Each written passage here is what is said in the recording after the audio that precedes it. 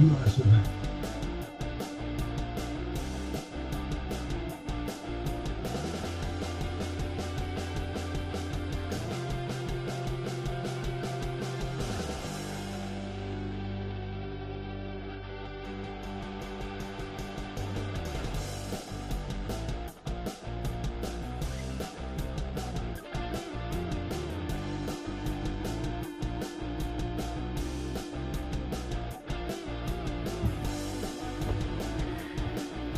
Happy Thursday to you. It is 1/5/23, January the 5th of 2023. We are still within that first week of the George Show on 710 KNUS. Weather today, 45 degrees. And listen, we got to give it up when they're consistent.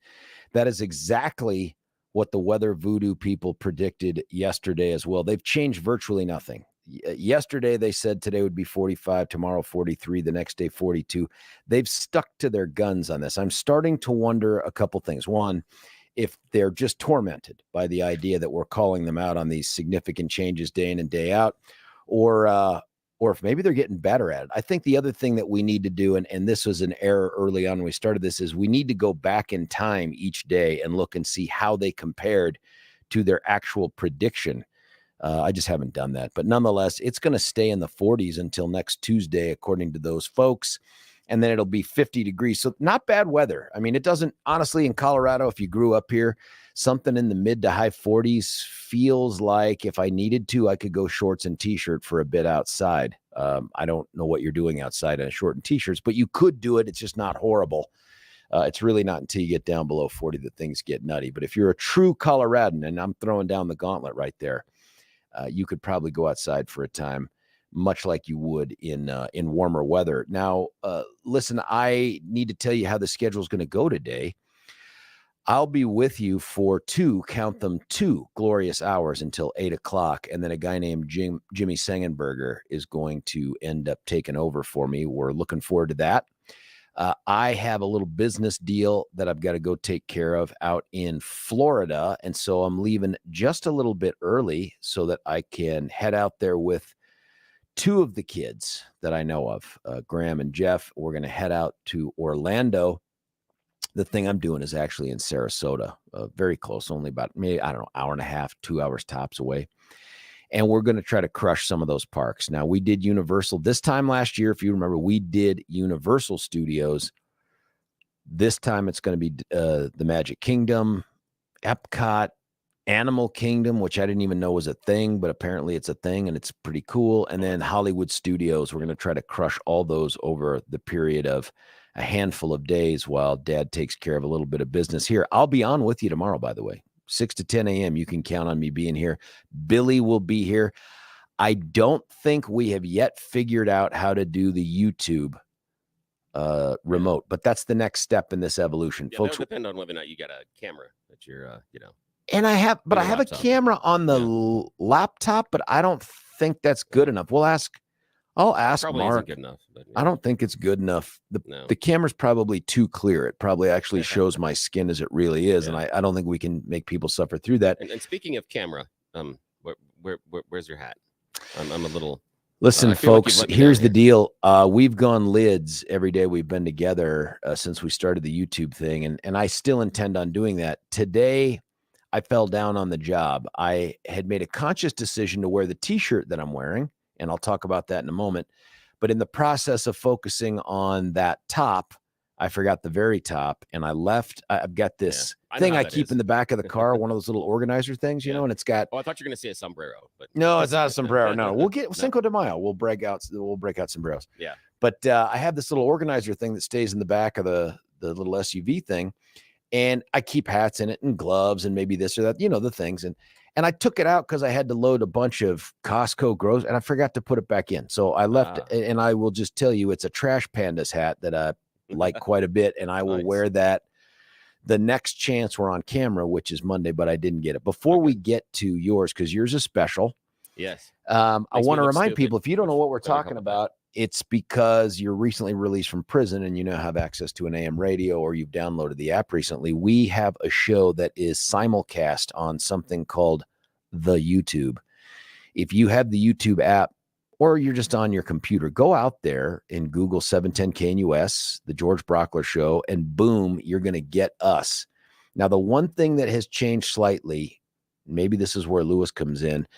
There are monitors in our room here, and usually I can see what I look like and what I'm doing. It's a reminder to me like, hey, don't go 2 digits deep into your nose kind of a thing. But I can't see that. Those monitors are off. Oh, it's because today's filter day. Right now you look like a puppy. I'm kidding. Actually, that would be a genius thing too. If you remember that viral video from back during the COVID where there were attorneys on the record and there was the one. Yeah. You couldn't change the filter. Couldn't change the filter. And at one point has to tell the court, Judge, to be clear, I'm not a cat. Yeah, I'm not a cat. I love that.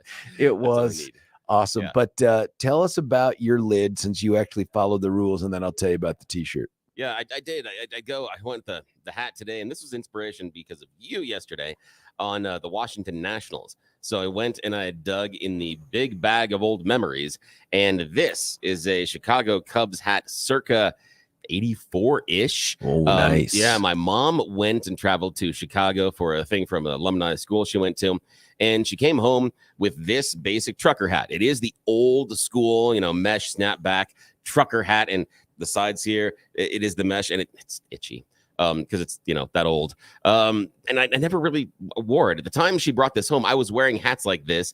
There were a couple that were my favorite, but I didn't follow baseball. So this just kind of sat in a very pristine condition inside of a bag of old memories. And so when you had the Washington Nationals yesterday, I was inspired. So I went to the crawl space and I found the hat. How often have you worn that hat, let's say in the last 20 years?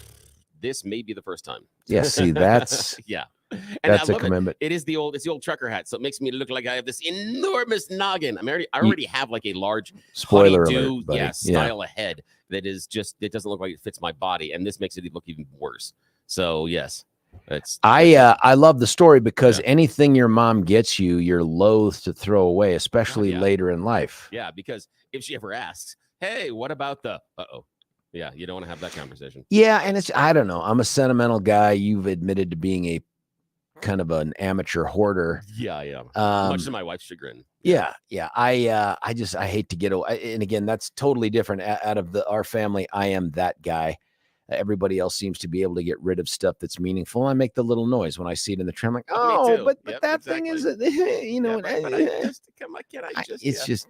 maybe, I don't know. My heart is on the wrong things, maybe, perhaps. But nonetheless, that's a great hat. The t-shirt I'm flying here is, if you can see this, if you haven't subscribed yet to the YouTube, what's going on? Yeah, what the hell? It says right here, Rock Canyon Criminal Justice.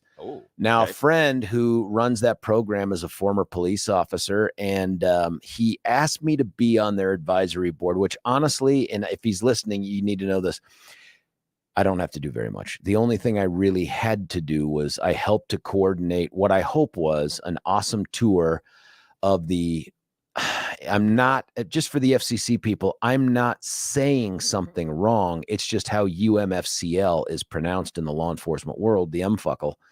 And they got him a tour of that thing, and I hope it was awesome. But this is a regular listener. He texts me some pretty smart stuff too, most of the time, not all the time. So you're saying that basically you arranged a kick-ass, amazing tour, and all you got was that lousy t-shirt. That's right. But it's a great t-shirt. I like it, man, especially while the kids are there. Next thing is I'm going to focus. I want to get me a Rock Canyon baseball hat. It's interesting.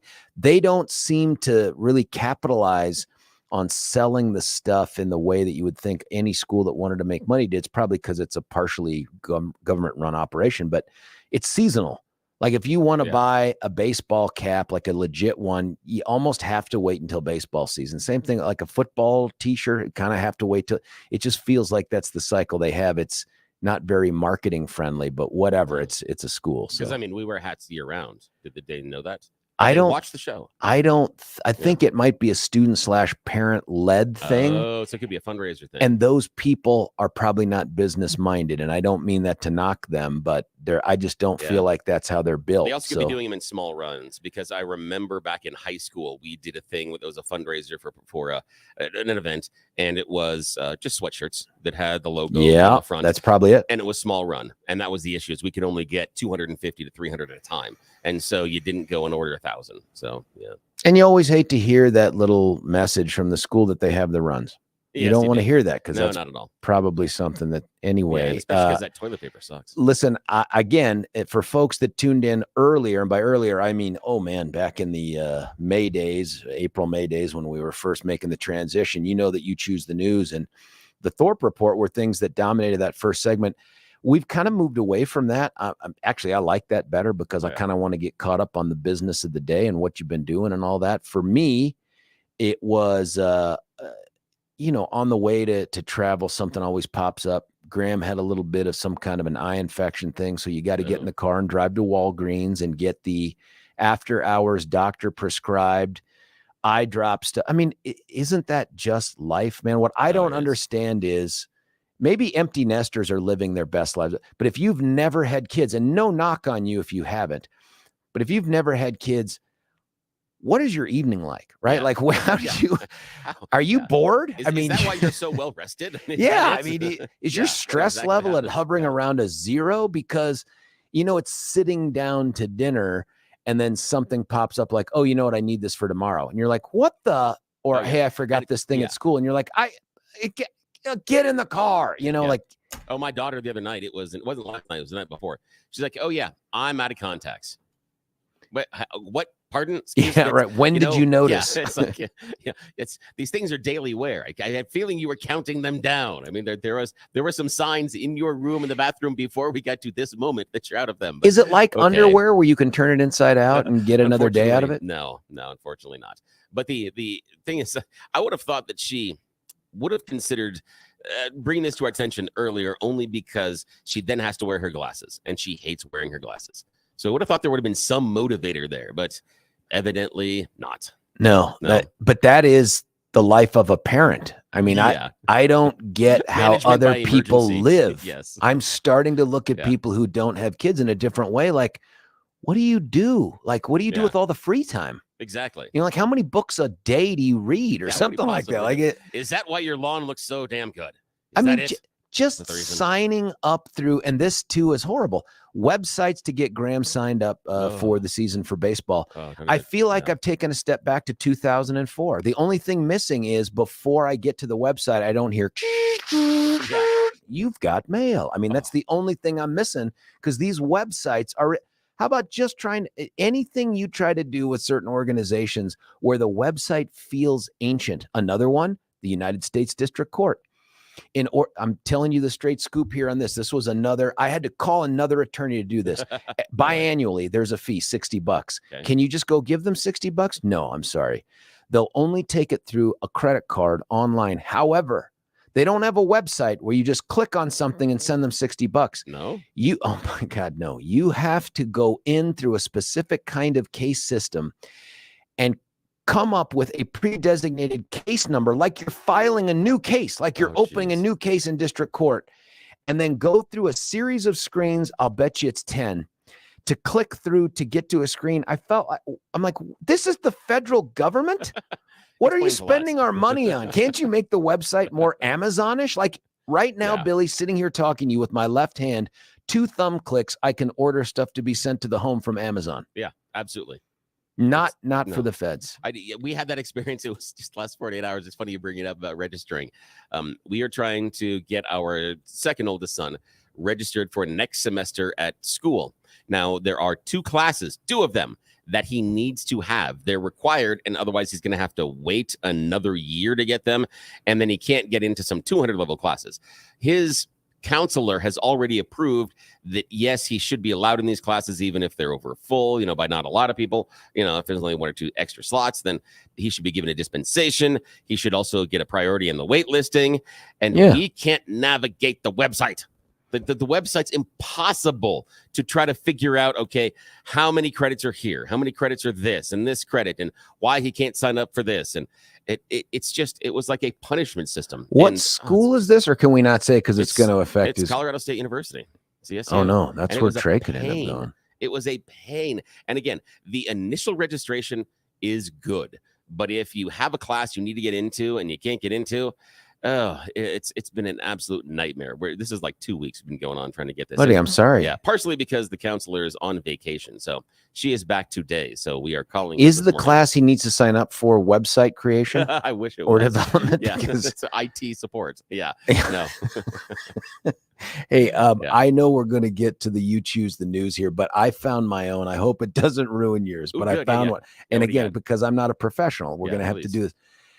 There's a kid out there in Michigan who is suffering from cyberbullying. Is this not one of your stories? No, I do not have that one today. Yeah.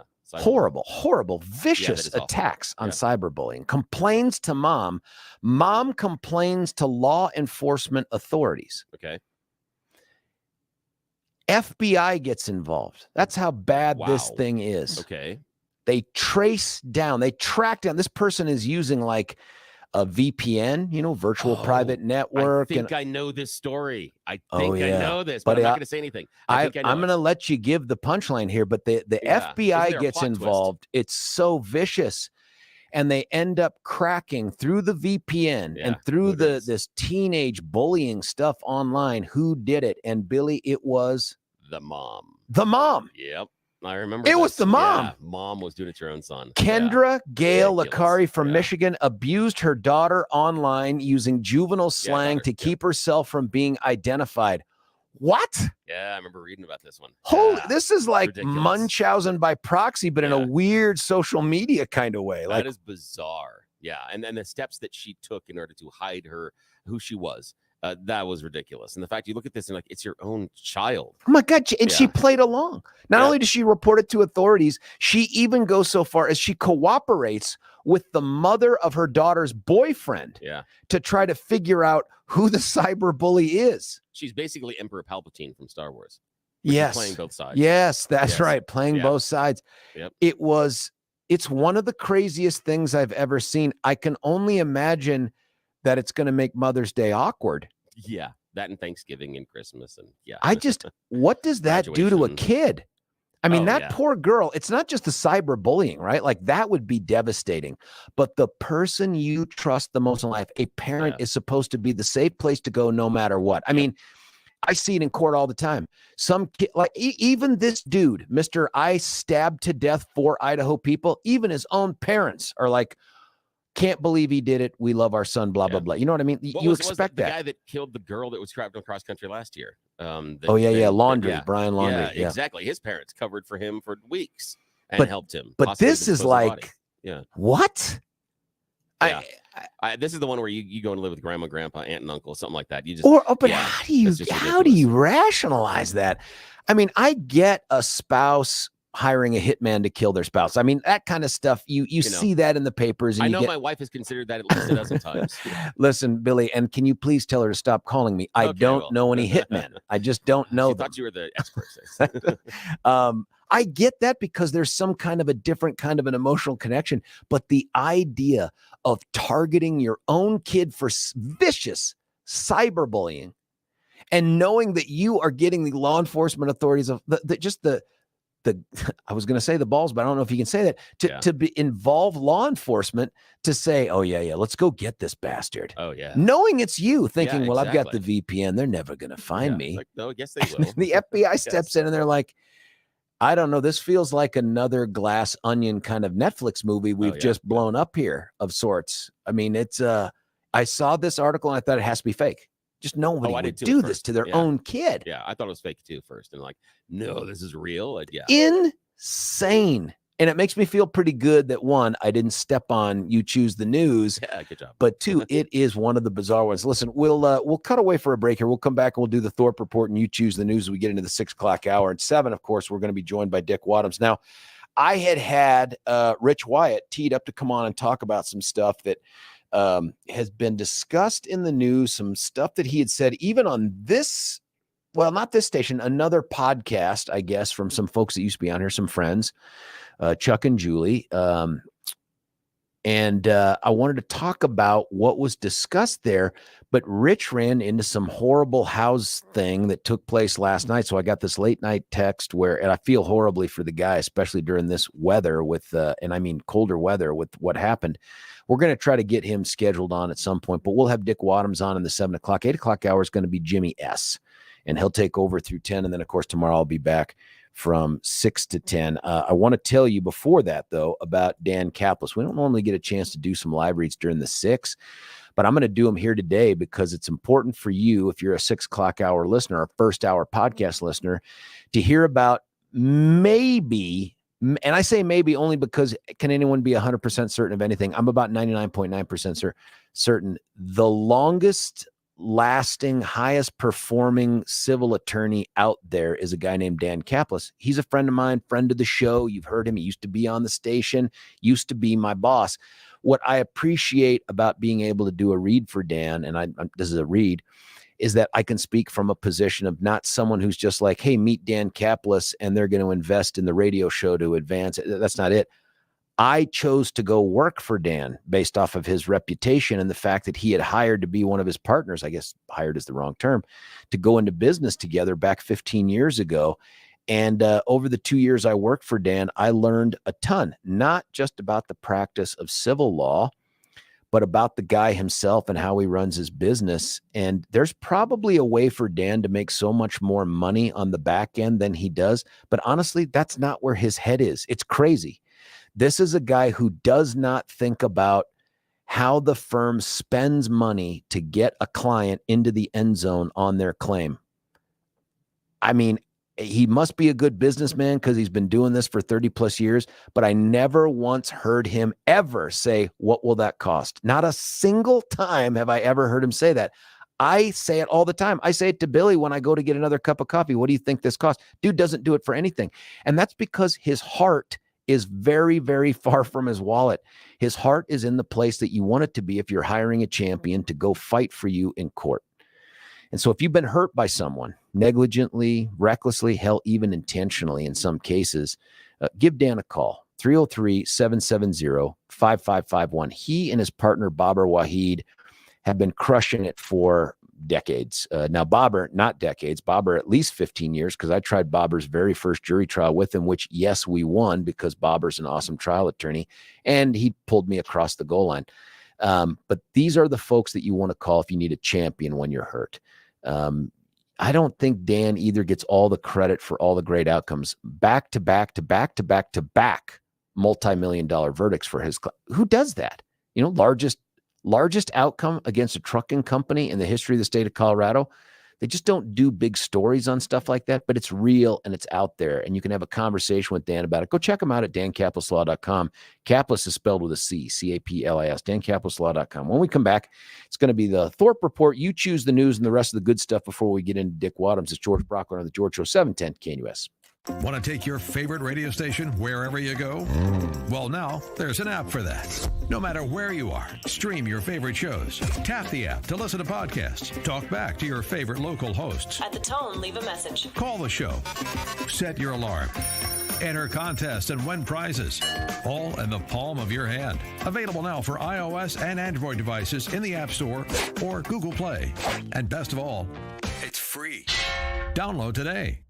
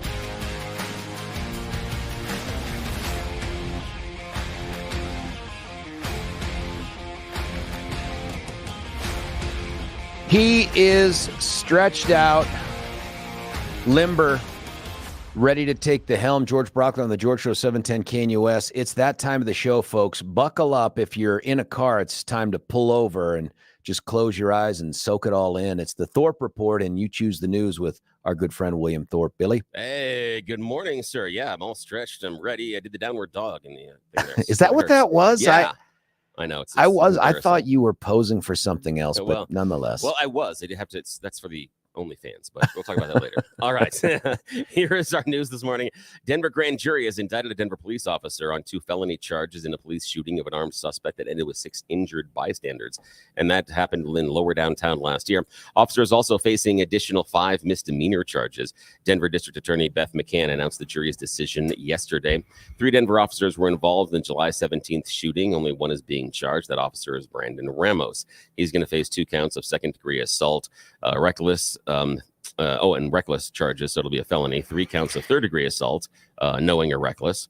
3 counts of third-degree assault and negligence with a deadly weapon, and 1 count of prohibited use of a weapon, and along with 5 counts of reckless endangerment. Real quickly on that, the big felonies here are assault in the second degree. It's recklessly causing bodily injury with a deadly weapon, in this case, a firearm. It's not a mandatory prison charge, used to be, but the legislature got all super thuggy-huggy and changed that a while ago. Now it's a probation-eligible charge. The rest of them are misdemeanors.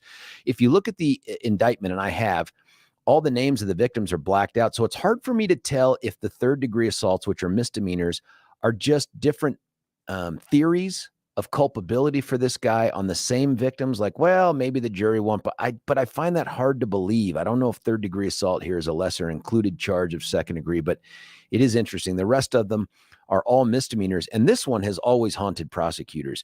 Reckless endangerment sounds super scary. It's the smallest charge on there. It's Seriously? The lowest class misdemeanor in existence. It's just, you hear it and you're like, it has the word danger and reckless in it. Yeah, it sounds scary. No, it's the smallest charge against this guy. It's interesting. If you haven't looked at the indictment very quickly, 3 officers pulled triggers. 2 that didn't get indicted because their vantage point had them shooting at this guy with only a brick wall behind him. Ramos is on the side of the dude who's going for the gun, and because he pulls the trigger, and I presume he's the source of the injuries for the people that are named, puts 2 bullets down there. The other thing that's really not talked about here is it is a broken criminal justice system that allowed this Waddy clown who caught those bullets to be on the street with a gun to begin with. That's the untold story here. I get it. Cops need to be held accountable for the things they do wrong, but this guy should have never been on the street to begin with. Yeah, I have a feeling that in this story, just like you outlined, that we are going to be losing the plot rather than the actual story. Yeah, that's right. I'm glad nobody got killed, by the way. I mean, but folks, there's something wrong with the system out there. Yeah. Elsewhere, the Denver Police Department is investigating a deadly stabbing in the East Colfax neighborhood. Happened about 7:30 yesterday in the 1100 block of North Syracuse Street. 2 hours later, Denver PD said the victim was pronounced dead, and the stabbing is now being investigated as a homicide.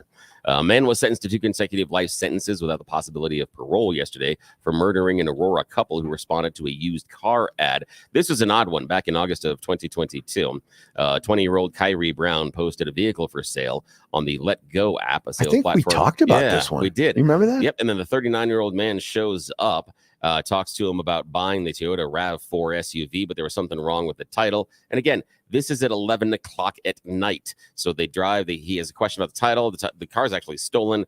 They go back to from Southlands Mall to meet with Joe and his wife. And then there were some issues with the title. And the guy pulls out a gun and demands money and then kills him. So it's 11 o'clock at night. What are you doing buying and selling a car? I just don't know. Never mind. An internal affairs investigation into the officer-involved shooting in Clear Creek County that killed 22-year-old Christian Glass last summer has determined that the firing deputy did not act properly during the incident and failed to de-escalate the situation.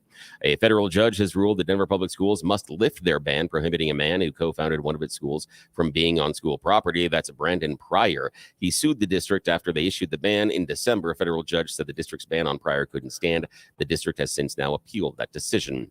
And get ready for round number 5. Yes, you Denver e-bike enthusiasts, this is kind of weird. City of Denver has announced the program. They're bringing back the popular electric bike rebates. Yes, you can save between $300 and $1,200 to buy an e-bike and end up with $1,400 for an e-cargo bike from participating cycle shops. So again, Denver will pay you to buy. Do you have to be a resident of Denver, or can like Aurorites drift up there? I bet it has to be a resident of Denver. Here's the thing, though. The city has released a limited number of rebates 4 other times a year. They're quickly taken up. It's just to buy a bike. It's not to like supplant any other use. It's just that Denver's just like, here, buy an expensive bike. What are we doing with tax money when we're sitting here? At least you should sit there and say, okay, you have to forfeit your car and buy the e-bike. But no, we just want to take our tax dollars and give people a fancy new bike. Seriously, I think you know exactly what's going on with the tax dollars. It's just outrageous. Yeah. Speaking of outrageous, Whee! Oh my gosh. Yes, it is that time again for us to play everybody's favorite radio news game show, You Choose the News, where I've spent mere moments scouring the interwebs this morning for stupid stories. I've given them really ridiculous headlines, and we play this fake radio news game. Why? Well, because we are paid to do it. Yes, today, brand new sponsorship from Brute. We have a brand new men's cologne we are debuting today. No. We will talk about it in just a few minutes because first, we must play the game. All righty, sir. Here are your headlines. Headline number 1, customer service is job 1. Headline number 2, Hollywood inspiration. Headline number 3, sometimes you're hangry. And headline number 4, 3 out of 4 ain't bad. All righty, sir. Here are your choices yet again. Customer service is job 1. Hollywood inspiration, sometimes you're hangry, or 3 out of 4 ain't bad. These feel like things I've said in my own life. Let's go with hangry. Sometimes you are hangry. Here we're traveling to Yakima, Washington, and we're going to talk about a man who is now in police custody after a standoff. Yes, it happened in the 400 block of North 6th Avenue in Yakima. The police department shared on Facebook that the man was angry, and it was an incident involving multiple felony warrants. They wanted to take him into custody, and police on the scene reported they just needed a little time to get him out of that house. What did he need to do? Well, he wanted time to smoke a cigarette and finish his Hot Pocket before he came out and surrendered. Yes, after eating his hot, delicious treat, he did walk out of the house and surrendered. He is now in custody. No injury to him or the officers, but we do have to question his culinary choices.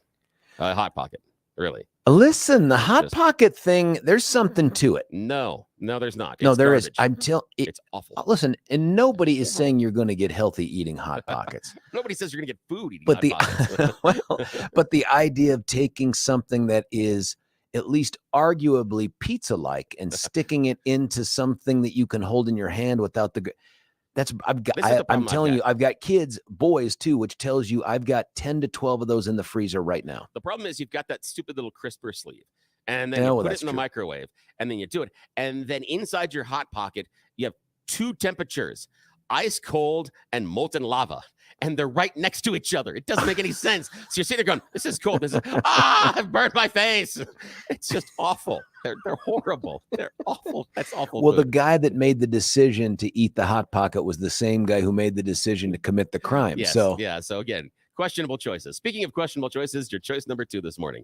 Customer service is job 1, Hollywood inspiration, or 3 out of 4 ain't bad. 3 out of 4 really isn't bad. Yeah, 3 out of 4 really isn't bad. And that was the story the gentleman was telling to the Nottinghamshire Police Department in England. Concerned members of the public had reported this motorist traveling around the area in a damaged Renault. They said, this is rather ridiculous. And they kept getting phone calls. The officers showed up and said, wow, this was quite remarkable and somewhat unbelievable that this man was still able to drive. No, he was not inebriated. He just didn't have 4 wheels. What? Yes, he only had 3 of the 4 wheels or tires on the car. He was running around on a rim on the right front of the car.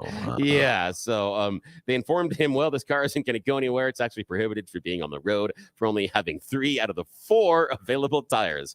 They've impounded the car. And now, wait a minute. No, I've seen 3-wheeled cars by design on the road. Yeah, is there a requirement you have 4? Well, I think it has to do with what they were talking about is that if you have wheels, you got to have tires on them. You can't have no tires on the wheels. So that was the requirement. So and yeah, did it turn out this guy went to jail, or did they just say don't drive anymore? They impounded the car and they ticketed him. So yeah, they said until you come back here and get the car. I can't. And the dude wasn't drunk or high. No, just yeah. So hard to imagine. I just keep thinking the ride. What is going on? Great shock absorbers. Oh yeah, and he's bent the axle, so that's a lot of repair. All right. No, don't bend your axle. Final choice this morning, sir. Customer service is job one or Hollywood inspiration? I'm going to go customer service is job one. We can save Hollywood for tomorrow. Yes.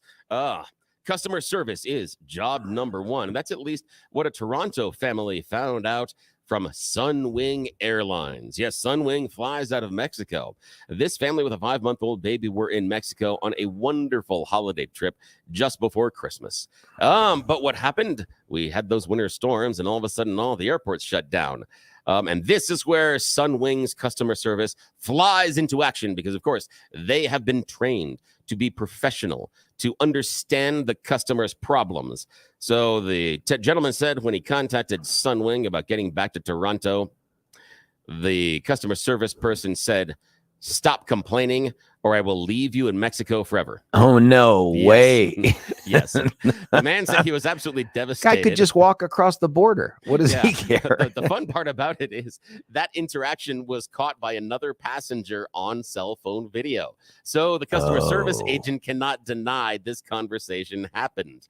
So he says, back off. The guy said they have it on a video. He goes, "I'll make sure that you people will stay here forever if you don't back off." There were over 100 stuck at Sunwing destinations, including Cancun, Cuba, and elsewhere. How do you talk your way out of that when your supervisor, presuming they even care, comes up to you and says, "Hey, can we talk about your interactions with the public?" Are you like, "That one just got away from me. I don't know. I said some things I shouldn't have." What I'm saying is that this is Sunwing, so I have a feeling that their bar of service is a little bit lower than most. I have a feeling as long as you're not throwing up on the passengers, you're probably okay. I've never heard of Sunwing. Me either, and that's why. I have a feeling that before you fly, there's some guy out front, and he's spinning the propeller to make sure that the rubber band has double knots in it, so it's just far enough. You see him taking some chewing gum out of his mouth and sticking it behind the propeller. I think that's how that works. I've been to that part of the DIA terminal, by the way. Similar experience, but I didn't go down this road, trying to rent a car in Orlando so the boys and I can drive around. And I hop on Travelocity and I check it out. And the first 10 to 15 cars are dirt cheap. They're like $5 a day, $10 a day. And I'm like, this is awesome. Well, and it's because it's all these companies I've never heard of before, like they're Orlando-based car rental. So I'm like, listen, I need to see a name I recognize, like an Avis, a Budget, a Hertz, or whatever, And finally, I found one, and then it was more like a price that I didn't like. But I was like, okay, now I'm going to go with that because I know if things go wrong, they have legit customer service in India to take care of this. You're like scrolling through it, and instead of Hertz, it's spelled Hurts. And you're like, that's no, I don't think that's going to be a good one. Right. Or just, it's almost like Avis with an X. It's almost like Uber, but you can rent the car on the side of the road kind of thing. Like it's just Bob's garage. It's literally a guy named Bob and the garage on his house. Just the garage that he saw. Yeah, that's it. Well, that's it. That is the end of today's You Choose the News. As always, George is our perennial winner, and I'm a giant loser. But today, we are sponsored by a brand new men's fragrance. Yes, this has just been debuted in the last 24 hours from Brute, and you can be one of the first ones to actually own this amazing scent. It is Kevin McCarthy's Selection Panther. Yes, with Selection Panther, 70% of the time, it works every time. When you have been bootlicking for the job, Selection Panther. When your sweat smells like a mixture of hippo urine, spice, rum, and desperation, it's Selection Panther. When you need the job because, well, you already told your mom you have it, it's Selection Panther. That's a killer. Kevin McCarthy's Selection Panther, 70% of the time, it works every time. From Brute by Menon. Order yours today. Back to you, sir. I don't know how you top that right there. So we won't. We'll cut away for a break. We'll come back. We'll talk about some of the news of the day, including that. We'll get some updates on some things with some other cases we've been covering. And then we're going to jump into Dick Wadhams at 7. I'd love to have a conversation with you after that at 303-696-1971. The texts are already coming in. You can do that at the app, the 710 KNUS app and 710KNUS.com. And as you know, if you're watching on YouTube, I will turn to the side here and clickety-clack my way through a whole bunch of these texts. I like responding to the texters. It keeps the conversation going.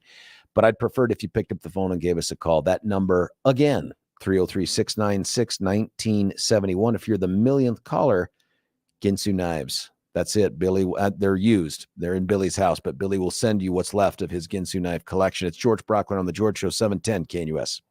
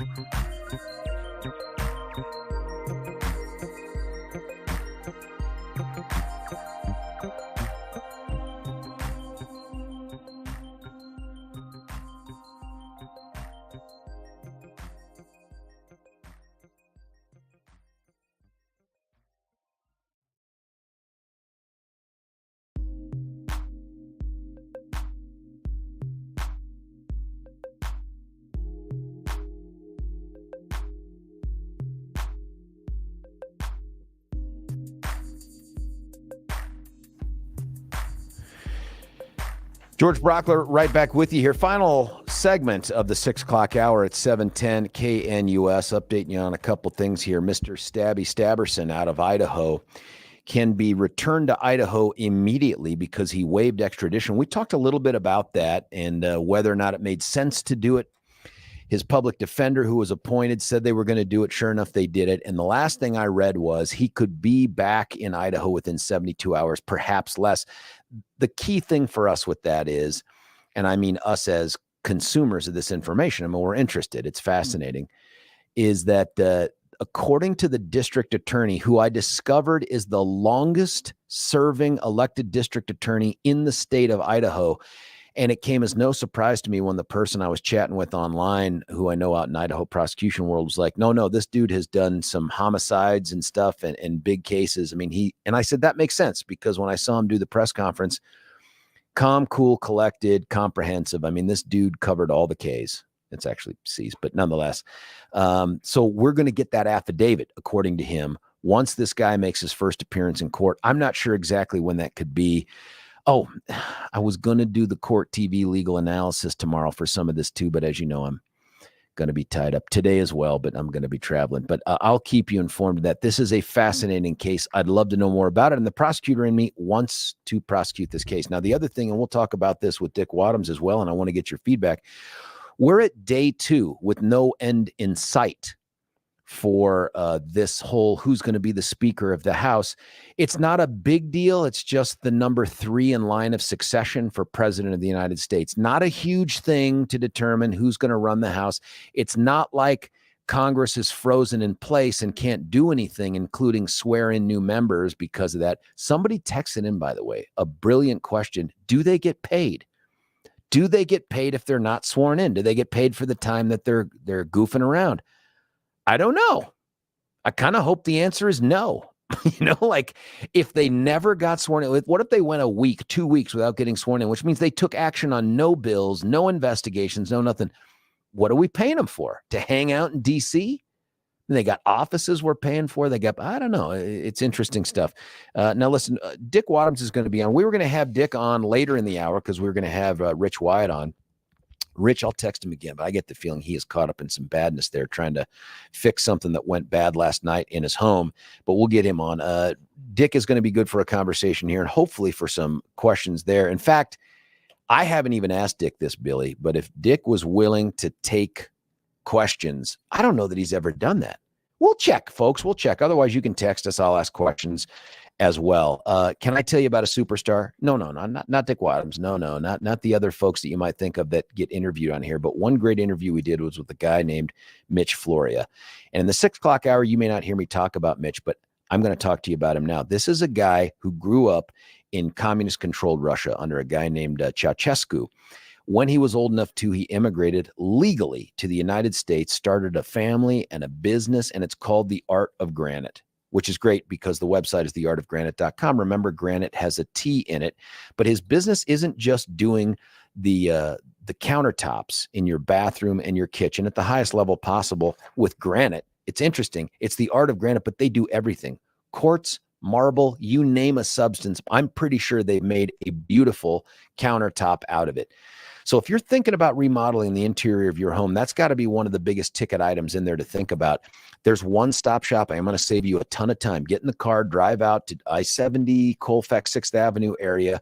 Go see Mitch at their warehouse. See their selection of stuff. You're going to be blown away. And meeting Mitch, man, dude is compelling. I don't know, very charismatic.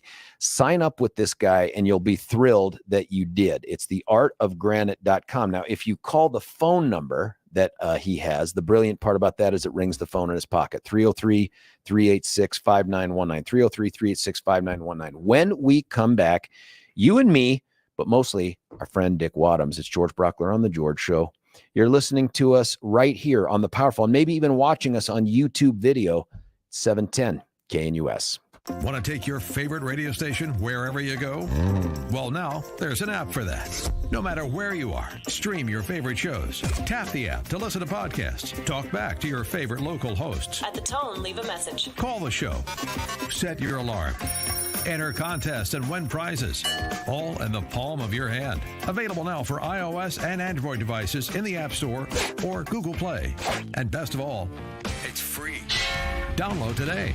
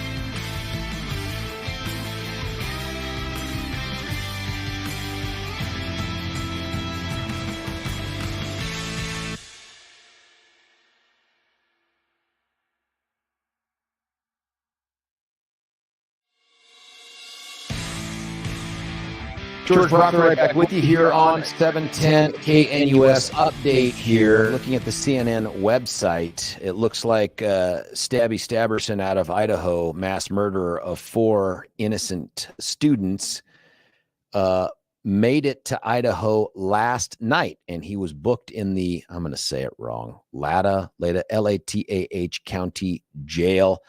That's good news. That means he's probably going to be in court today, which is awesome, because that means that affidavit should come available to us after his first court appearance, unless the court has some reason to block it, and hopefully the DA won't ask for that. And then we'll get to know a ton more than we do now. I don't know if it'll be as much as we want to know, but we'll get to know a ton more than we do now. Another way to know a ton more than we do now is to bring up our next guest. He is a friend of the show, a friend of mine. And he has been doing this for a long, long time, but I'll bet he's never seen anything quite like this. It's Dick Wadham, sir. Thanks for joining us. Thank you, George. Nice to be with you again. I appreciate you getting out of bed before noon. I know that's a big one. I'm sorry? I appreciate you getting out of bed before noon. I'm kidding. Yeah. Listen, there were 2 things I wanted to talk to you about. And one, I had hoped to go local here, and I'm debating how to do this because I had spoken to Rich Wyatt by text, and Rich was interested in coming on board here to talk about some comments he'd made on a podcast through some friends of ours. And then something bad happened at his house, and he late last night was like, listen, I don't think I'm going to be able to make it. I'm dealing with this thing. And so I'm not sure if I lead with that first, but I do want to get, actually, I'll take it second, Dick. I do want to talk with you about something going on in DC. You may have heard that there's an election for a Speaker of the House. In fact, my son Graham yesterday, as we're driving around, says to me, Dad, if you're already elected to office, why are you still trying to get people to vote for you? I'm like, well, it's such a great question. And it's the Speaker of the House thing. Even my 13-year-old knows something is going on, and it's not good. So we had Lauren Boebert on, Congresswoman Boebert from the 3rd Congressional District for Colorado yesterday. And she said some stuff about the support for potential Speaker McCarthy, and he's the majority leader now. I think is he the majority leader or party leader? What do we call him? He's the minority leader. Minority leader right now. Yeah.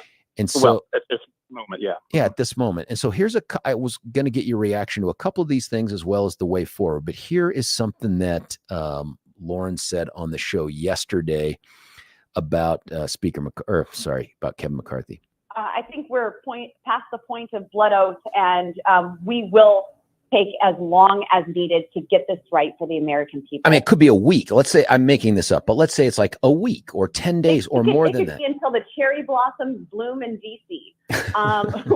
And that's very we pretty. are going to get this right. Yeah, that's a long time. As you know, we're talking springtime in DC, and yet so far it looks like they're sticking to their guns. What in the hell is going on out there, Dick, and what's the way forward?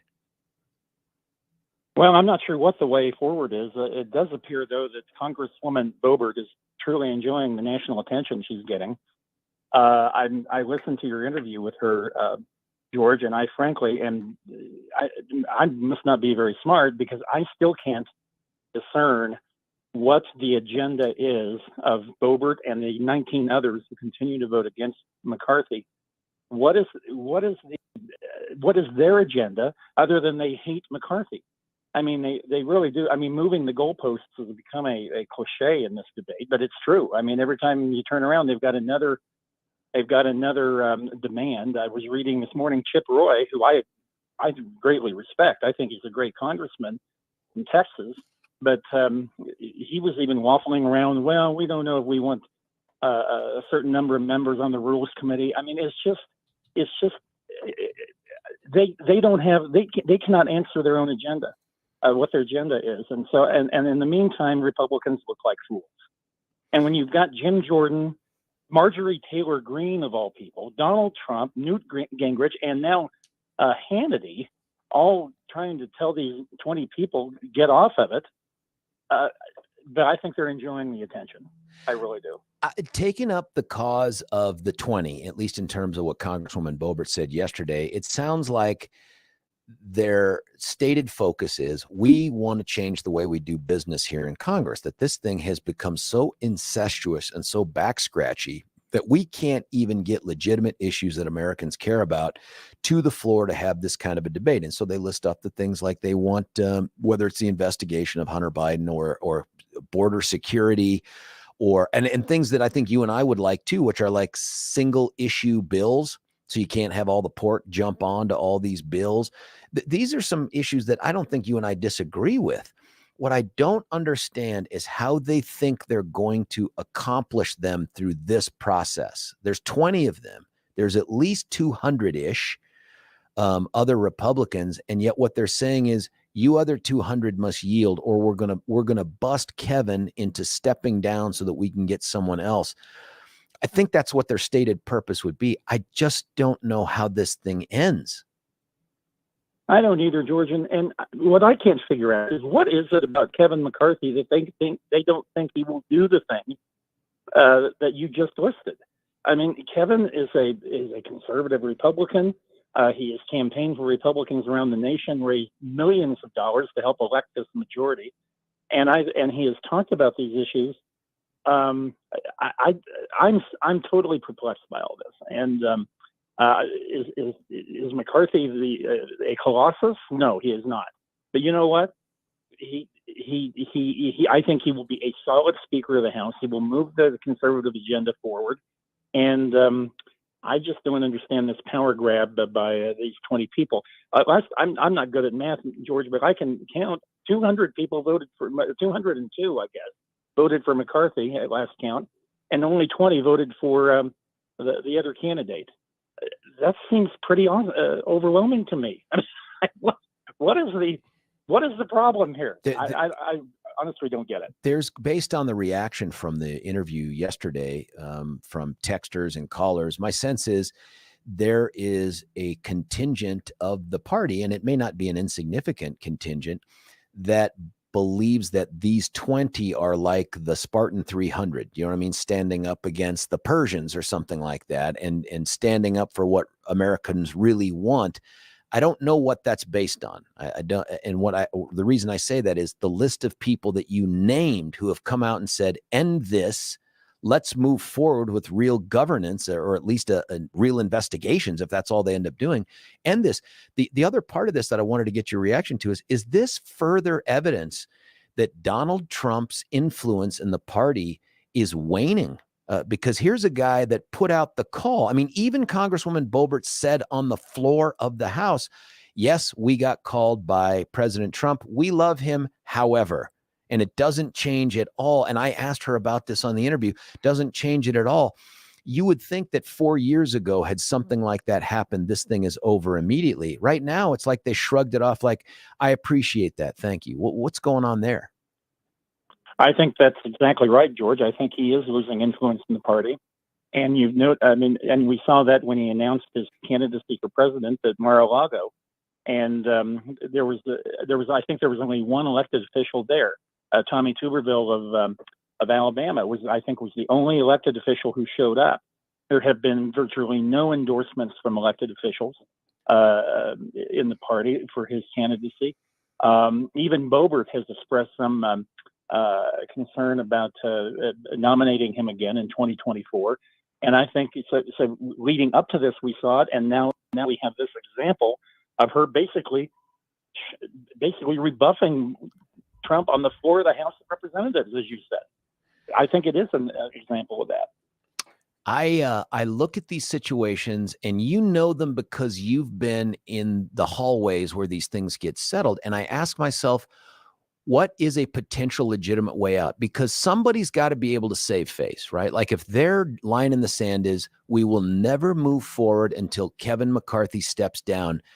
Do you think that there's a scenario where that happens? And two, what's the face-saving measure that would get some of these 20 to say, okay, I'm going to declare victory and change my vote? Well, I suppose the only one would be for McCarthy to basically concede to every one of their demands, and then flake off enough votes to get to 218. I guess that's the only scenario I can think of. But you know what, George? I don't think these folks realize they are weakening the Speaker's position, the position of Speaker of the House. Now, maybe that's what they want to do, because listen, none of us like Nancy Pelosi. She abused it. She crushed the ability of minority Republicans to have a role on the floor. And the committees, we all know that. But I'm not sure that as Republicans, we want a Speaker of the House who is basically politically impotent. I don't understand why they want to do that, and that's what they're doing. The only other scenario is for McCarthy to resign or to withdraw. But guess what, George? I'm not sure that would even do it, because I'm not sure that that I think that would ensure a long, drawn-out process to decide who his replacement would be. I don't think they would the House Republicans would automatically make Byron Donalds of Florida Speaker of the House, even if McCarthy withdrew today. It looks to me like endless chaos until McCarthy can get that 218. How long does this go on? I know I'm asking you to speculate. We've never been here before. It's been 100 years since we've gone past a first ballot to elect a speaker. We've done 6 now, and there is no sign of fatigue or weakening or anything. I don't know. I mean, McCarthy seems pretty set, and I think McCarthy understands this, that if he does withdraw, if he acceded to the demands of these 20, it will so weaken the office of Speaker of the House that it will make the Republican majority unable to function. And you've got to enshrine some power in that office in order to function with the House of Representatives. And like I say, even if he withdrew today, guess what? I can't imagine the chaos that would ensue.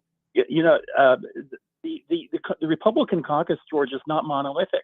In addition to these 20 hardcore conservatives, there's a pretty big contingent of moderate Republicans and also just mainstream conservatives who don't want to buy off on what they're saying. So I'm not sure I think there would even be more chaos if he withdrew his candidacy. Now, Dick, since we've been on the air, the New York Times, and thanks to a listener for turning me on to this, the New York Times has released an article here that says McCarthy offers new concessions to try to win the speaker post. Now, I don't know how substantive they are. I don't know what that is. But it seems to me it's an opportunity for these 20 to save face and say, see, we dug our heels in. We got what we wanted. We're willing to come around now and end this. The downside is if they say not good enough, because the last thing I asked Congresswoman Boebert was, are you a never Keviner? And she said, I am. And in fact, what she said was, today I am. So maybe that's leaving the door open a bit. But this thing seems, just unprecedented, but really messy. And for the folks that are like, I think these 20 are the ones that are, how do you explain the other 200? Are the other 200 elected Republicans simply just lackeys for the establishment and everybody else in their jurisdictions just couldn't see through it? Or, how do you rationalize that you have 10% of a body holding hostage the other 90%'s will? I don't know how we get there. There's legitimate issues they want to cover. This doesn't feel like the vehicle for it. Yeah, you're right, George. And if he continues to, well, first of all, it has been a moving target, moving the goalposts, whatever cliche you want to use, by this crowd. They continue. Nothing is ever good enough. And it's not, so if McCarthy totally sells his soul on this and ends up getting that 18th vote, the 218th vote, what kind of he's not going to have any power, Speaker. In fact, these 20 will throw another tantrum the first issue that comes on the floor of the House. George, I'll tell you what this is conveying to the nation, that Republicans are incapable of governing. And frankly, that's our problem overall. I know we're probably not going to get to that incident of bullets versus ballots. And because I think that's a natural outgrowth of that alleged Save Colorado rally where they called anybody who disagrees with them whores and traitors. Well, hang on. Let's do this, Dick, because we're here, and I'm happy to continue this conversation. We're here. So Rich Wyatt, who has been on the show before, and I've seen Rich at a billion different Republican events over the years. Rich was at the rally that we kind of discussed for a long time here on the show, and the Facebook thing at Aaron Wood's, I think, Facebook page. Right. And he was one of the people in the back of the truck across from the GOP headquarters that was joining in the conversations about other Republicans being traitors and treasonous and treachery and all those horrible words. And in fact, he was one, and I talked to him about this on the radio, went after Christy Burton Brown's physical appearance, which seems just beneath him, but he defended it. And then recently he was on a podcast from some friends of ours that we know, folks that I've known for a long time, and I like them. And he said things like this, and it was reported on 9 News. I'm going to play this clip. It's almost time to switch from ballots to bullets, because that's what wins the hearts and minds. And there's no arguing with a bullet. You can argue about ballots, but you cannot argue with bullets. I have no damn idea what that means, Dick, but it sounds horrific. It's horrific, George. It's disgusting. It just isn't, but it's a natural extension of what we heard back in November with the alleged that Save Colorado Project news conference. And they are intent on electing a new Colorado Republican state chairman. And frankly, George, I would probably suspect that they're probably going to succeed.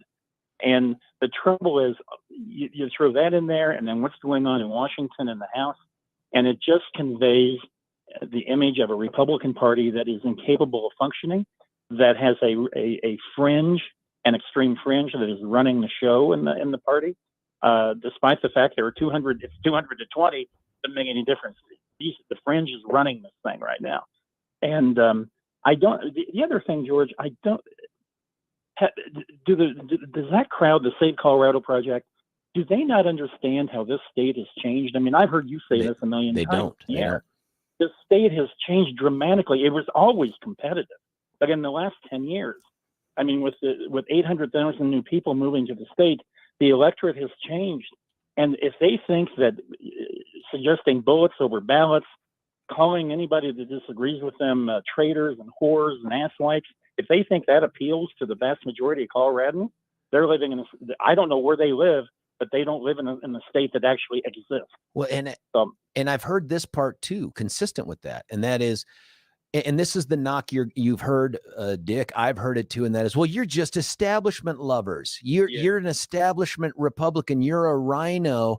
We went your way this last election cycle, and we nominated the people you thought were more electable, and they got crushed. So I guess the answer is, let's head the other direction.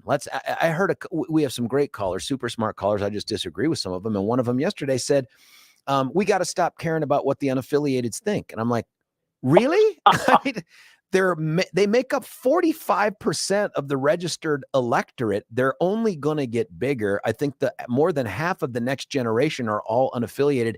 And the answer is, let's not care about them until we want their vote in the general. And when we force someone on them that's only appealing to the grassroots, they'll come around. Like that is not going to happen. Oh, and I've heard from that crowd that if we had just nominated Ron Hanks and Tina Peters and Greg Lopez, that we would have won. That the reason why we lost is that all those unaffiliated voters, they wanted a hardcore conservative. They wanted somebody like Trump. And when we didn't nominate him, they voted for Democrats. Yeah, right. I can't even deal with that kind of logic. That's right. That's right. They all turned to Polis and Weiser and Giswold and all those others because we didn't offer them someone conservative enough. That's crazy talk. Something else about Rich's statement. I've got one more clip here. I'll play this. The bottom line is our Constitution is crystal clear that if we ask for a redress to fix the problems of the government not dealing with us squarely or fairly like the British did, then we are to attack and to defend our country and Constitution at all costs. Now, look at this promotion of violence as the answer when you can't win the argument. It's not new, but it seems to have picked up a little bit of legitimacy, more legitimacy with a group of people that I see at Republican stuff all the time. I think on about 90% of things we're like-minded. But this talk, and there are people listening right now to this show who hear those clips and nod, and they're saying, hell yeah. And I'm like, who is it you're going to pull the trigger at? Who are you pointing that? Another American? You're going to take up arms against other Americans over this? I mean, we fought a war to keep the country together. We fought another one before that to establish the country. What are we doing now? Just people are going to decide you're an affront to the Constitution, therefore I've got to take you by force? Is that's where we're going?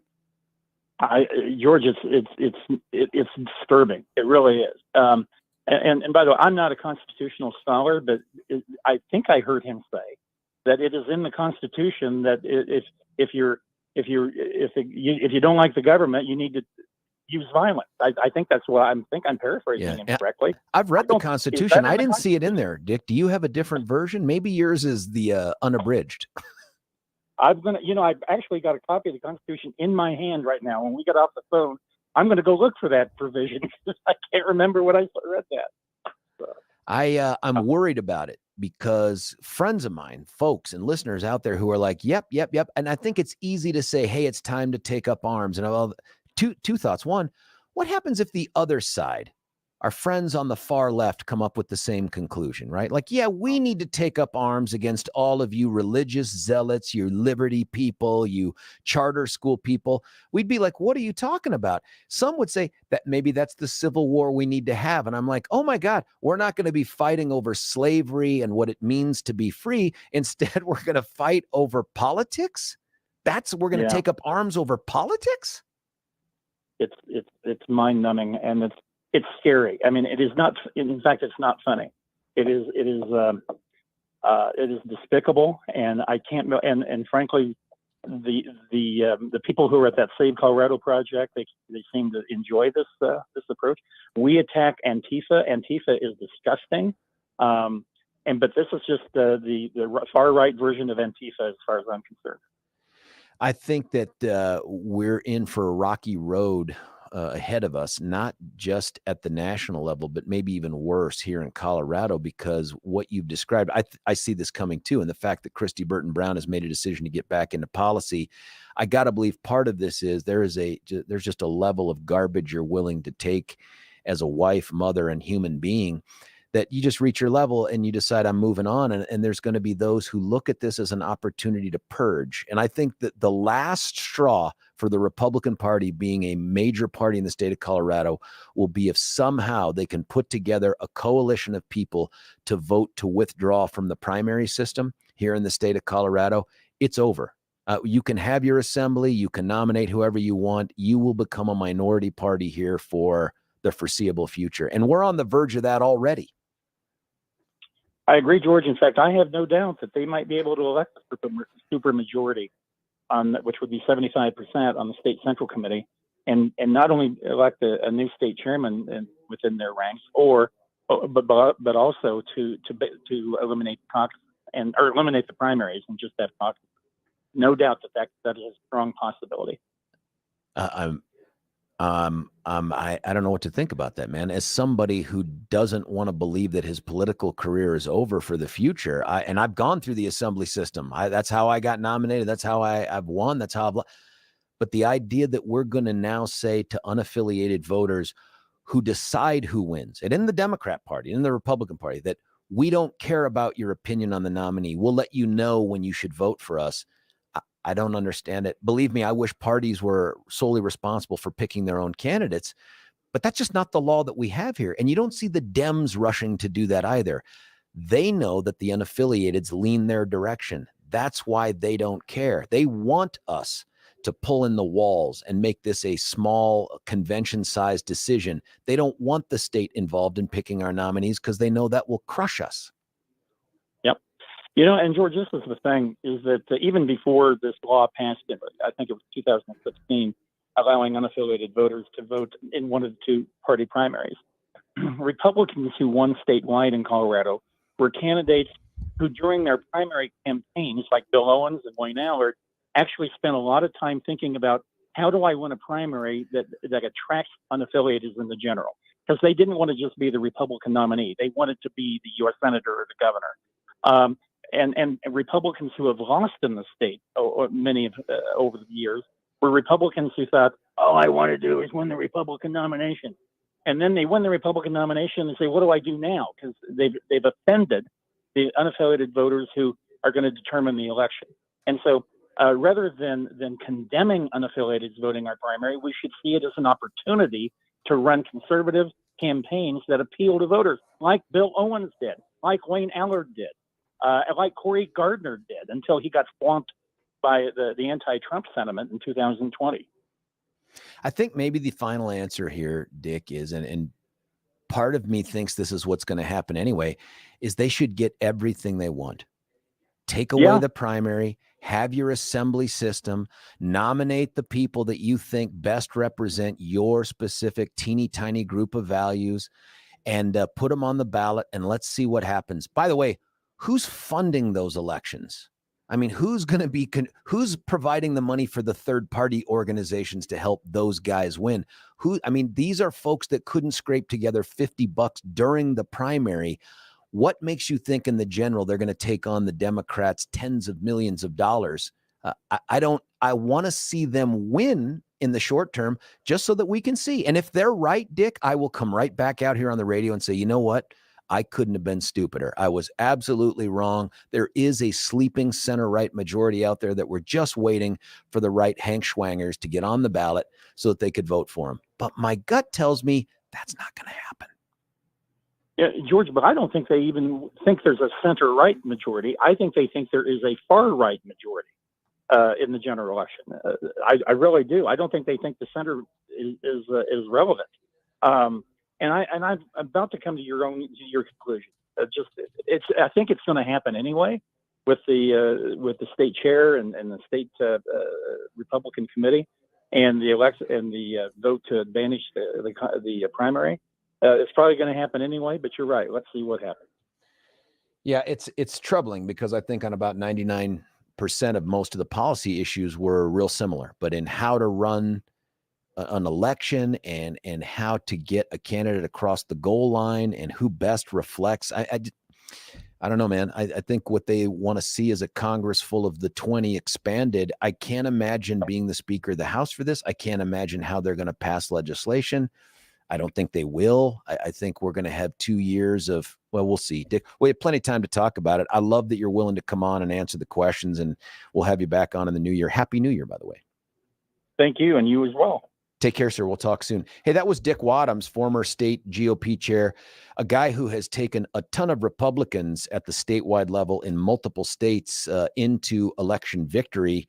Happy to have him on. Listen, we're going to cut away for a break. Happy to take your phone calls at 303-696-1971. We'll continue to talk about what's going on in D.C. and frankly here, given those clips that I played from Rich Wyatt. And we'll get Rich on, and he'll be able to explain himself. I want to give him the time to be able to address all that stuff. You know that. But before we do that, I want to tell you about Urban Lights. UrbanLightsDenver.com is the website. Go check these folks out. If you're doing that upgrade to the interior or even the exterior of your home, you can do the online thing. You're really wasting a great opportunity, not only to meet good Coloradans, help a small business, but do yourself a favor. Go out to the largest lighting showroom you can find, and it's Urban Lights. It's right there off of Santa Fe, just south of I-25 between Mississippi and Florida. 20,000 square feet.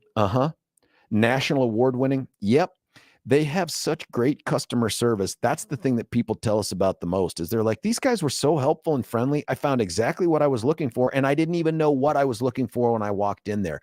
Dave has figured out a way to hire and retain some of the best in the business out there. Put that to your advantage, man. Go out there. It's right by that McDonald's that you've driven by a million times, maybe even stopped in to get the McRib, which is gone. Go up the stairs, go in there, say hi, tell them you listen to 710, 40% off MSRP on the furniture, the decor, the lighting, 40% off. You just can't do better than that. Go check them out. It's urbanlightsdenver.com. When we come back, 1971, George Brauchler on The George Show, 710 KNUS. Want to take your favorite radio station wherever you go? Well, now there's an app for that. No matter where you are, stream your favorite shows. Tap the app to listen to podcasts. Talk back to your favorite local hosts. At the tone, leave a message. Call the show. Set your alarm. Enter contests and win prizes. All in the palm of your hand. Available now for iOS and Android devices in the App Store or Google Play. And best of all, it's free. Download today.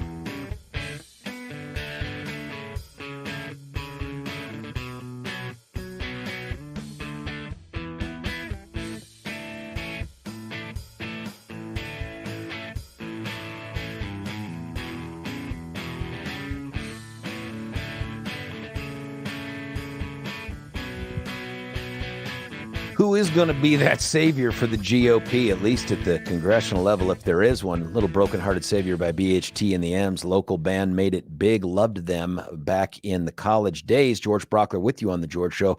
I promised to get to the phone lines. I want to do that right now. David, you're on 710. What do you think? Good morning, George. Good morning. I wanted to tell you that I heard an interview of a congressman whose name is Chip Roy. Yep. And this happened like sometime yesterday afternoon. Okay. And he explained, and he's part of the group of 20. Right. Anyway, he explained that there were a couple of things they were trying to accomplish. One of them was they wanted to adopt some rule changes that would stop any introduced bills that were like the omnibus bill that was passed a few days ago. 4,100 pages, and they had 24 hours to read it before they. Yeah, they wanted They wanted at least 72 hours to read the bills, which sounds completely reasonable. In fact, I wish it were more than 72 hours, right? Like, who can read 4,000 pages in 72 hours? Right. He also said that they wanted to make it so each government agency or department would have their own separate budget bill. In other words, you don't do an omnibus bill that covers the whole range of government activities. They want to have separate budget bills for each agency. So when I heard that, it made me say to myself, well, the group of 20, there are some legitimate things that they are trying to accomplish. So anyway. I don't think that's the issue. And I've never had an issue of the goals that they have. I like those goals. I'm a little put off by the self-serving nature of, well, I want to be this on this committee. I'm not a big fan of that. But all the things you've mentioned and all the things I heard Congresswoman Boebert mention in terms of policy, I support those things. My question has always been the tactics and the optics of this. Now, it says here in this New York Times article, and I don't know what everything is, that he's made some new concessions to these folks. Maybe they'll be able to accomplish those things, and I'll think that's fantastic. But if this just becomes a personality thing, we don't like Kevin McCarthy, and we're going to dig our heels in and make this a big old embarrassment that further weakens the speakership and makes us look like boobs, then I don't think it's worth it. Because if they can't accomplish what they want through this has been nothing. So for me, David, it's always been about tactics, not their ultimate goals. I support their goals. I think all those ideas are fantastic and ought to happen. It's the tactics piece I don't like. Well, I'm just trying to add to the conversation of what I heard. No, and David, I appreciate it, man. I thought it was great. Sure. Thank you for that phone call. David's line is open, 303-696-1971. I'm going to get to Phil. I'm going to get to Jennifer, hopefully before we run out of time here and Jimmy S. takes over the show. I got to tell you about one more person. And you don't normally hear about him in the 7 o'clock. I normally do this at the end of the 9 o'clock, and that is our buddy Jesse. Jesse is a small town hero of sorts. He's a kid that took over mom and dad's watch repair shop and blew it up into something that you know better as Littleton Jewelry. Littleton Jewelry is the place to go. I don't care how much money you have kicking around your pocket. Get in the car, go drive out there just south of Hudson Gardens, just to the west side of Santa Fe. Turn right at the jewelry repair sign. And when you get in there, say hi. Tell them you listen to 710. They're going to say we do too. Hell, they may even have it on in the store. I don't know. And check out what they have to offer. It's one of those stores that you go in and you're like, I'm not really sure if I need something, what I need, or how I'm going to accomplish it. But once you get in there, you look around and see the options, whether it's the buying and the selling of the gold and the jewelry and the coins and the fixing of the watches and all that other stuff, or it's customized jewelry. This is the place that will scratch that itch. You will come away from there feeling like, I think I know what I want to do for that someone special in my life. Maybe even it's for you yourself, and that's cool too. Say hi to Jesse. Say hi to the folks out there and get out there to Littleton Jewelry. Listen, I want to get right back to the phone lines here. Phil, you're on 710 KNUS. What do you think? Morning, George. Hey, I want to think outside the box a little bit here. To be a speaker, you want someone who knows the institution, someone who might be respected across party lines. It's not just the Republicans who aren't voting for this guy from California. What's his name? I'm having a moment here. Kevin McCarthy. None of the Democrats are either, although the Democrats are perfectly allowed to vote for him, and they're all choosing not to. So I'm thinking someone who might fit the bill would be Liz Cheney. She has a lot of friends in the Republican Party. She got a little sideways with some people on Trump, but not with everybody on Trump, although they were hesitant to come out and say that. I think that hesitancy has gone down. I think Trump's stock has gone down a lot in the last 3 months. And people who back then might have hesitated might say, you know what, we got to get out of this mess. And this is a way out. The Democrats could vote for her because I think why do you think the Republicans would vote for Liz Cheney? Well, a lot of them wouldn't, but I think many of them would because they worked with her for many years. They know who she is. They've got to respect her.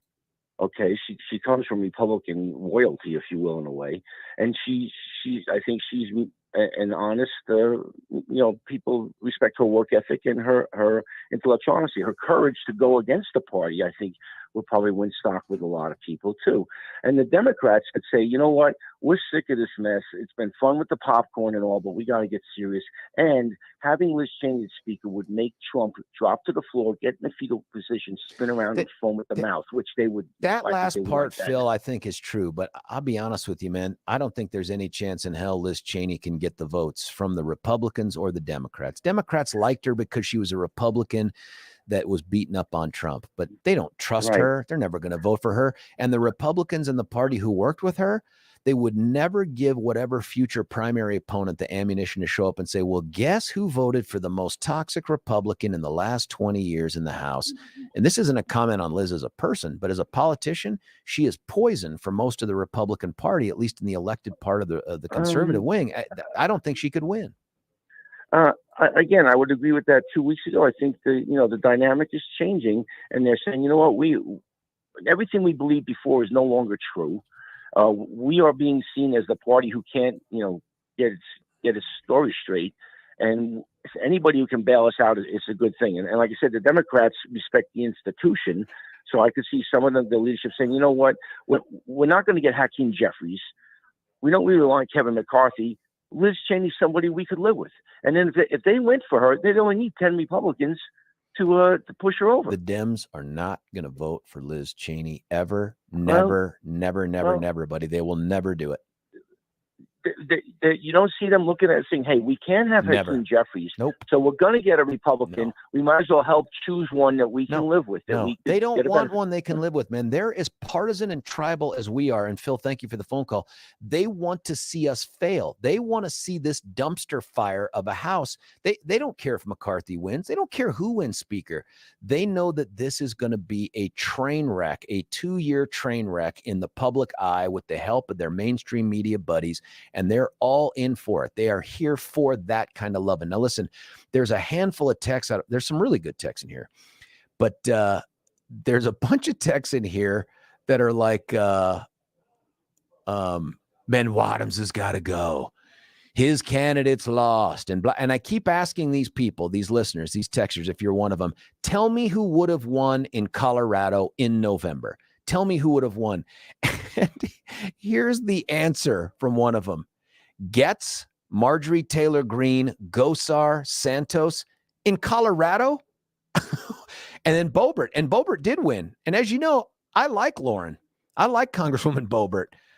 But she won by 500 votes in a +7 to +9 Republican district. So this idea that these people, Getz, Taylor Greene, Gosar, and Santos would have won in Colorado, where would they have won? I don't think so. And then others who are like, you guys, the go along to get along crowd, the rhino, someone still has to define what rhino means. I've been a lifelong Republican. I've been elected as a Republican. So unless you've got credentials to match, tell me how I'm the rhino simply because I don't drink the crazy bathwater. And you got to tell me what that means. Nobody has so far. But this idea that we can't listen to Dick, who's been really successful. In fact, the last big time, multiple successful statewide election guy out there, we can't listen to that guy anymore because the candidates didn't win in November. Tell me who would have won, and ain't nobody able to do it. Nobody has come in here on the text or on the phone and told me this is who in Colorado would have won statewide office as a Republican. Name that person. 303-696-1971. Jennifer, everybody else calling in. I'll get to you after this break. It's George Brauchler on The George Show, 710 KNUS. Want to take your favorite radio station wherever you go? Well, now there's an app for that. No matter where you are, stream your favorite shows. Tap the app to listen to podcasts. Talk back to your favorite local hosts. At the tone, leave a message. Call the show. Set your alarm. Enter contests and win prizes. All in the palm of your hand. Available now for iOS and Android devices in the App Store or Google Play. And best of all, it's free. Download today.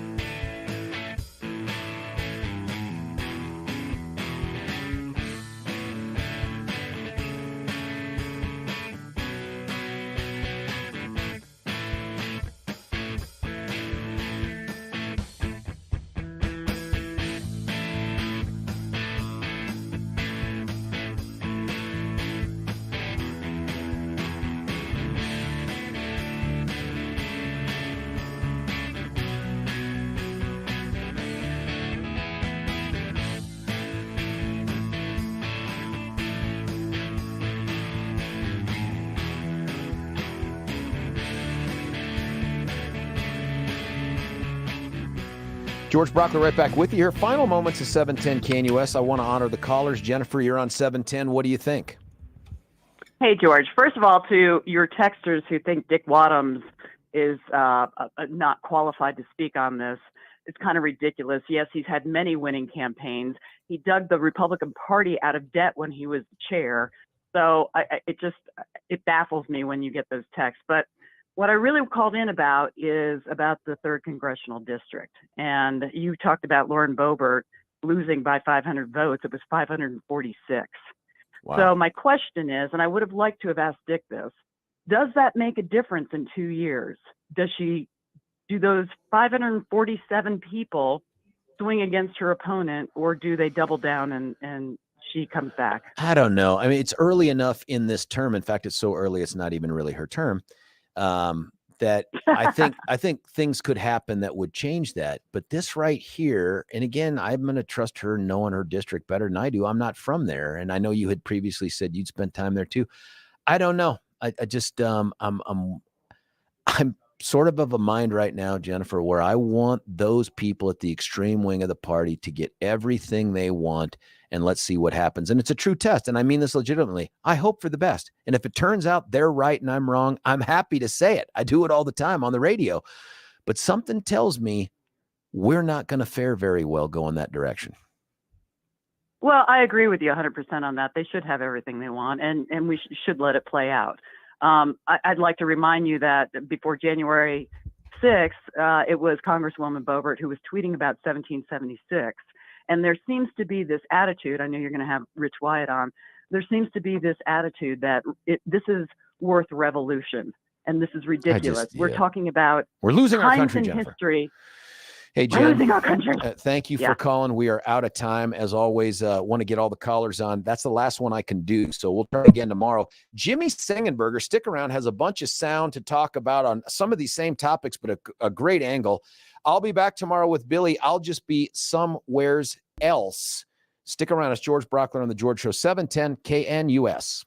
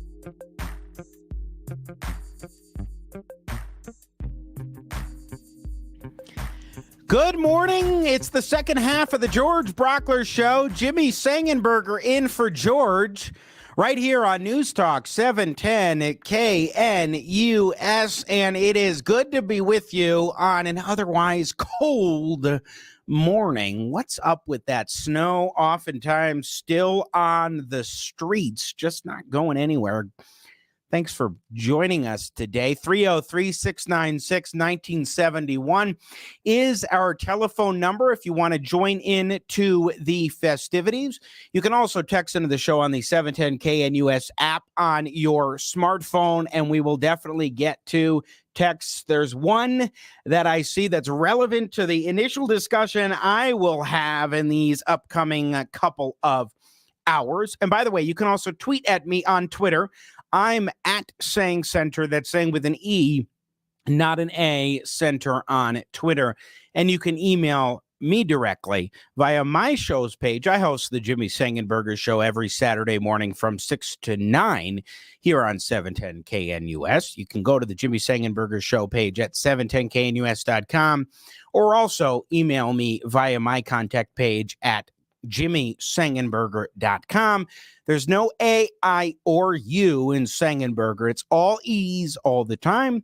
Once you know that, Sengenberger is E-Z. So lots that we will dive into in this second half of the George Show. It will begin, of course, with more discussion on what's happening in Washington, D.C. as the debates over Speaker of the House continue. The House of Representatives reportedly remains deadlocked on who the new Speaker will be.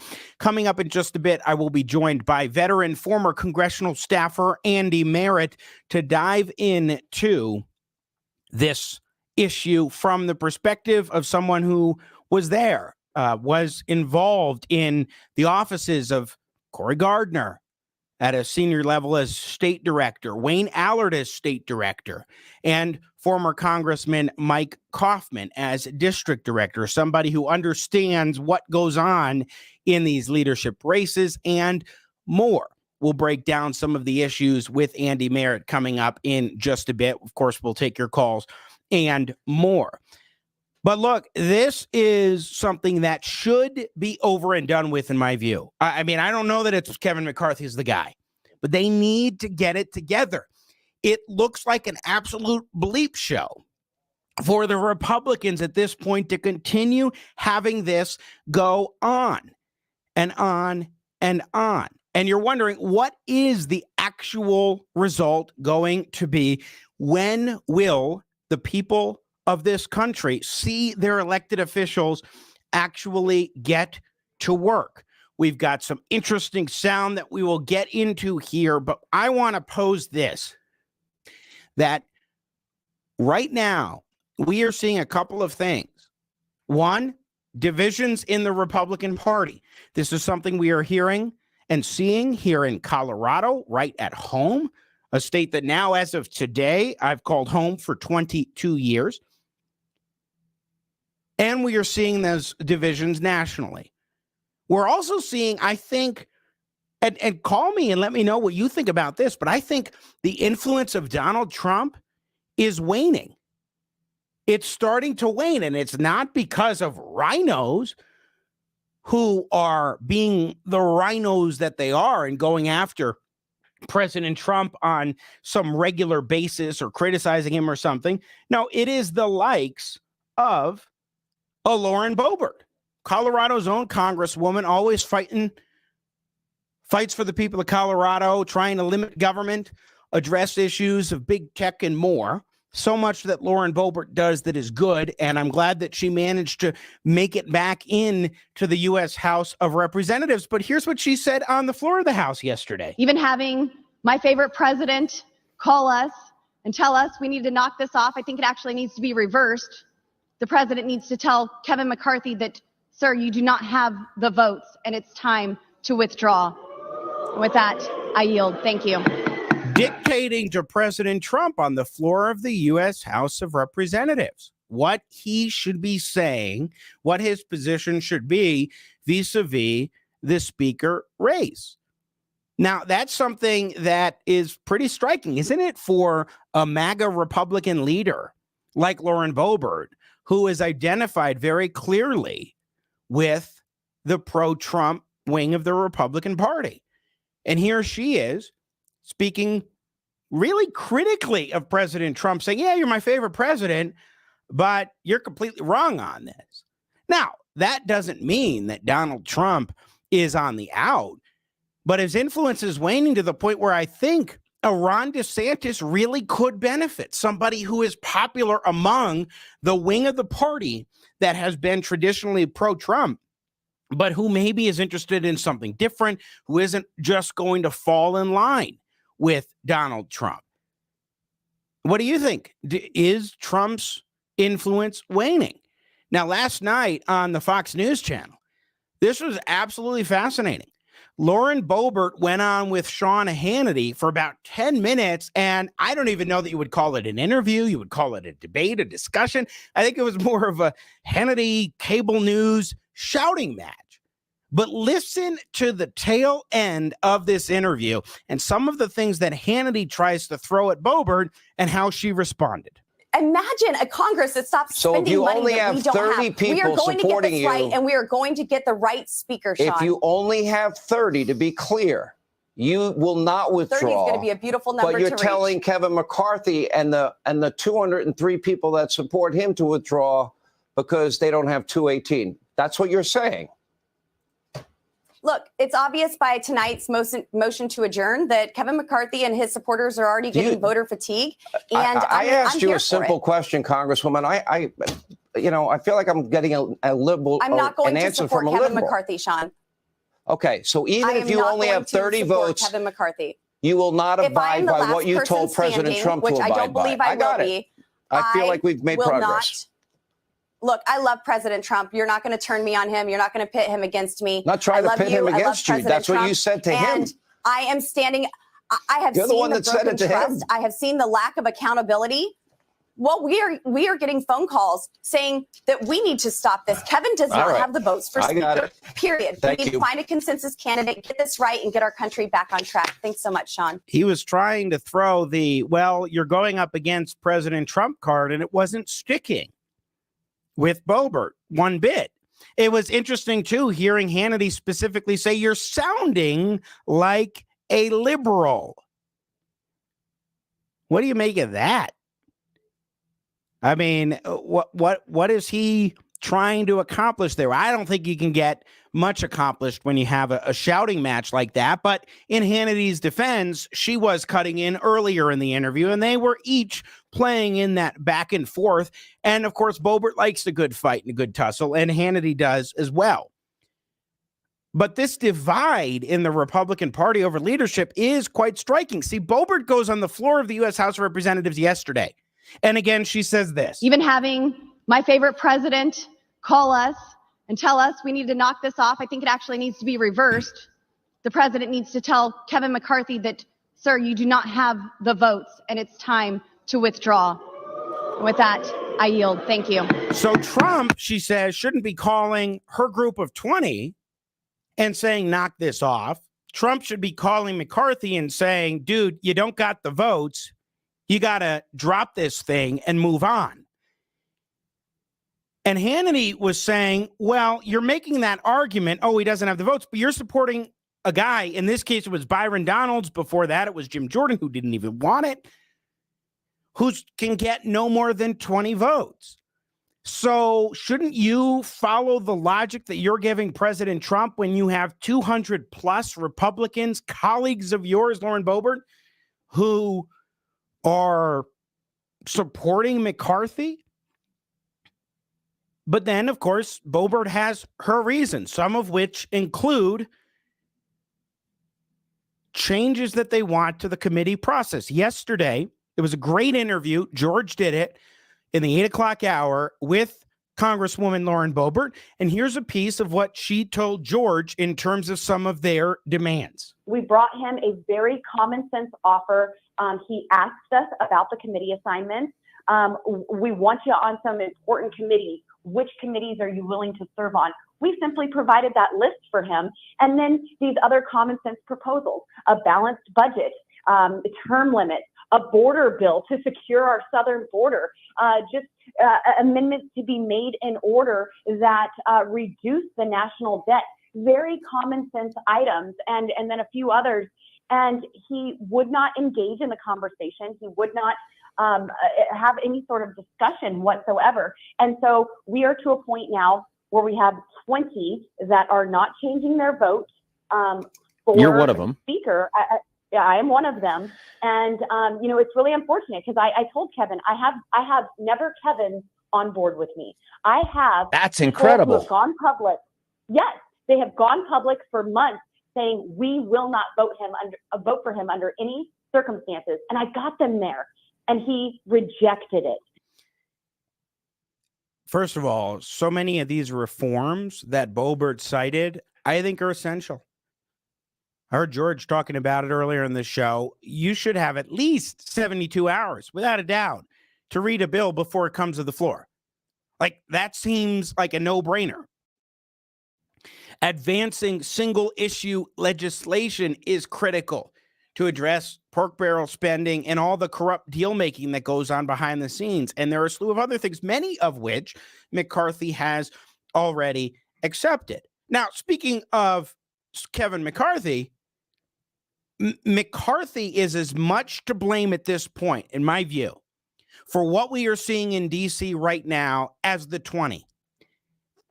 Ask yourself this question and provide an answer. Would Nancy Pelosi have ever come to the floor of the House for a vote on her speakership if she didn't have the votes lined up right away? Or if she didn't have the votes lined up by the time that they were going to go to the floor of the House? The answer is no. She's too shrewd of a politician for that. And McCarthy, the way that he has handled this reportedly in terms of some of the strong arming in the last couple of days, the ways that he's gone about it, the ham-handed ways, without a doubt, Kevin McCarthy is, I think, demonstrating that he probably isn't the guy who's best fit to lead the Republican Party. Then again, who is in the House? Who could actually have the potential to lead the GOP with such a disparate caucus right now, where you've got the likes of a Boebert and Gates and so forth going up against the likes of McCarthy and others? Who could coalesce support among, shall we say, two wings of the caucus, if you can even limit it to two wings within the Republican conference? I don't know that anybody can do it more than McCarthy per se, but McCarthy has also revealed himself to, in many respects, be an inept leader. So I think it's unfair for folks to simply blame the 20 without also recognizing the failures of leadership of Kevin McCarthy. Now, who could be the alternative to McCarthy? Colorado Congressman Ken Buck, one of the other two remaining representatives in Congress from Colorado who are Republican, has a specific name that he was pushing for yesterday on CNN.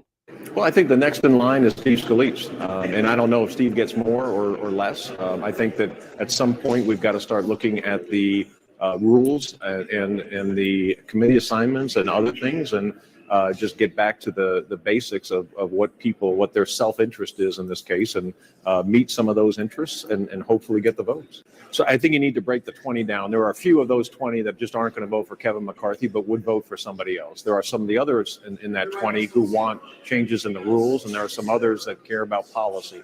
And so I think if Steve meets those three needs, he will be able to move forward and take the speakership. So just real quick on that last part, I think Buck was presenting something rather interesting, a breakdown of who's among the group of 20. Someone else. They would be fine with someone other than McCarthy. They just really don't want McCarthy. Someone who advocates for rules changes. That's their bread and butter. Or they really want policy changes. I think that's an interesting breakdown. Well, Steve Scalise is his guy. Well, what does Boebert think of Steve Scalise? She told George Brauchler just yesterday. I don't think Scalise is the guy. I think Scalise is a Kevin McCarthy. He's a wonderful man. I get it. He's hailed as a national hero. But he's a wonderful man personally. I don't see him in the speaker's position. So there you go. stark difference there among the three Republicans in Colorado's delegation. I don't know where Lamborn is. Congressman Doug Lamborn is on this as far as Scalise as the alternative. But Boebert clearly has written him off. Ken Buck says, I think Scalise could be the guy. We'll see what happens. What are your thoughts? 303-696-1971 is our telephone number. Listener, stop bashing Boebert. She is right. I'm not bashing Boebert. I'm simply raising the arguments from one side, which is that she and the others in the group of 20 should step back and be quiet because they don't even have the votes. They've only got their 20. And they should get in line with the majority of Republicans and so forth. They're laying out that argument as Hannity presented it and more. Now, you can believe that argument, or you could take a different perspective, which is, of course, that Boebert and the others have legitimate concerns and they're right to hold the line. But how long can this go? I'm critical of everybody. McCarthy's an inept leader. He's not doing the job. He didn't accomplish what he needed to accomplish before getting to the floor of the U.S. House of Representatives. So where we go from here very much depends on him as much as it does on the 20. I think a pox on all the houses. The Republican Party in the U.S. House of Representatives needs to get their you-know-what together now, today. Put this behind us and get working for the American people.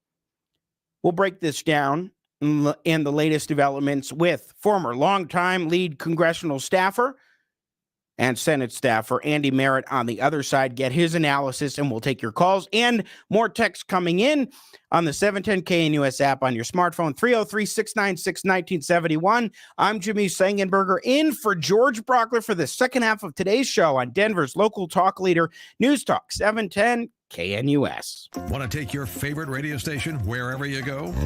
Well, now there's an app for that. No matter where you are, stream your favorite shows. Tap the app to listen to podcasts. Talk back to your favorite local hosts. At the tone, leave a message. Call the show. Set your alarm. Enter contests and win prizes. All in the palm of your hand. Available now for iOS and Android devices in the App Store or Google Play. And best of all, it's free. Download today.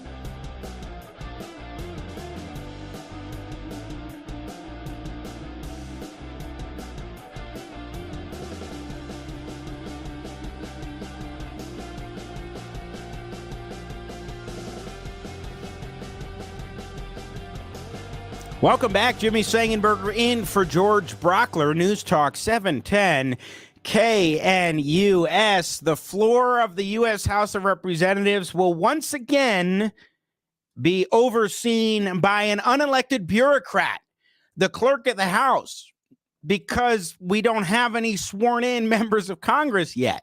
The Senate's already off doing its business. They're good to go.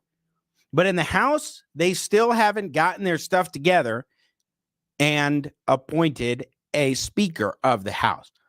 Now, this saga is ongoing.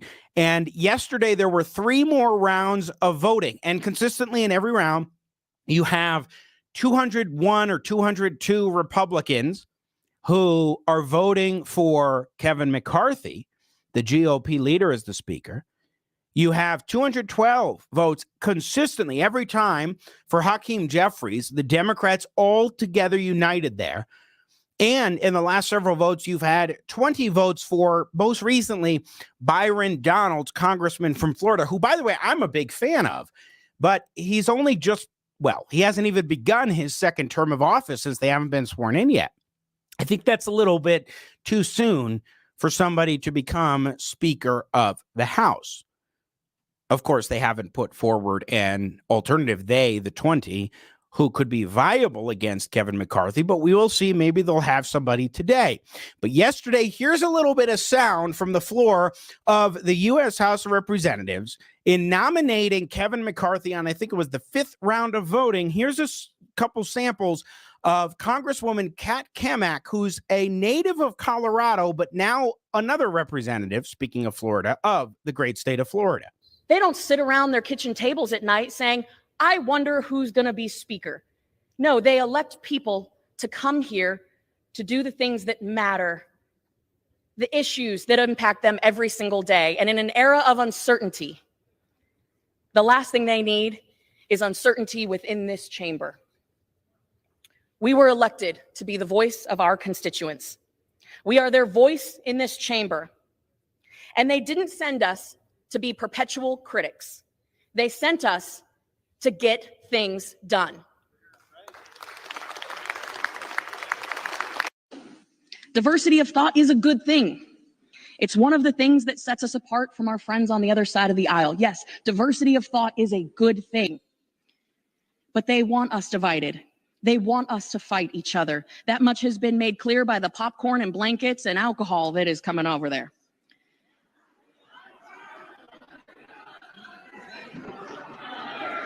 The House is not in order. She was cracking a little joke, and the Democrats got all upset, and it took like a minute for them to get quiet again so she could continue with her speech. But it was a very good speech from Congresswoman Kamak of basically, let's get everything done, let's get our ducks in a row and move forward for the American people. Now, interestingly enough, I was a student at Regis University in 2010, and that summer, I interned for Congressman Mike Coffman at his district office. Just before my internship was an internship with Kat Kamak in the office of Congressman Mike Coffman. And our ultimate boss, the district director at the time, was my guest joining me now here on the George Show on 710 KNUS. Again, Jimmy Sengenberger in for George Brauchler. Andy Merritt, who not only served as district director for then Congressman Mike Coffman for several years, he also served as state director for Senator Cory Gardner and for Senator Wayne Allard. And Andy Merritt joins me now to offer some analysis and perspective. Good morning, Andy. Happy New Year. Good morning, Jimmy, and Happy New Year to you.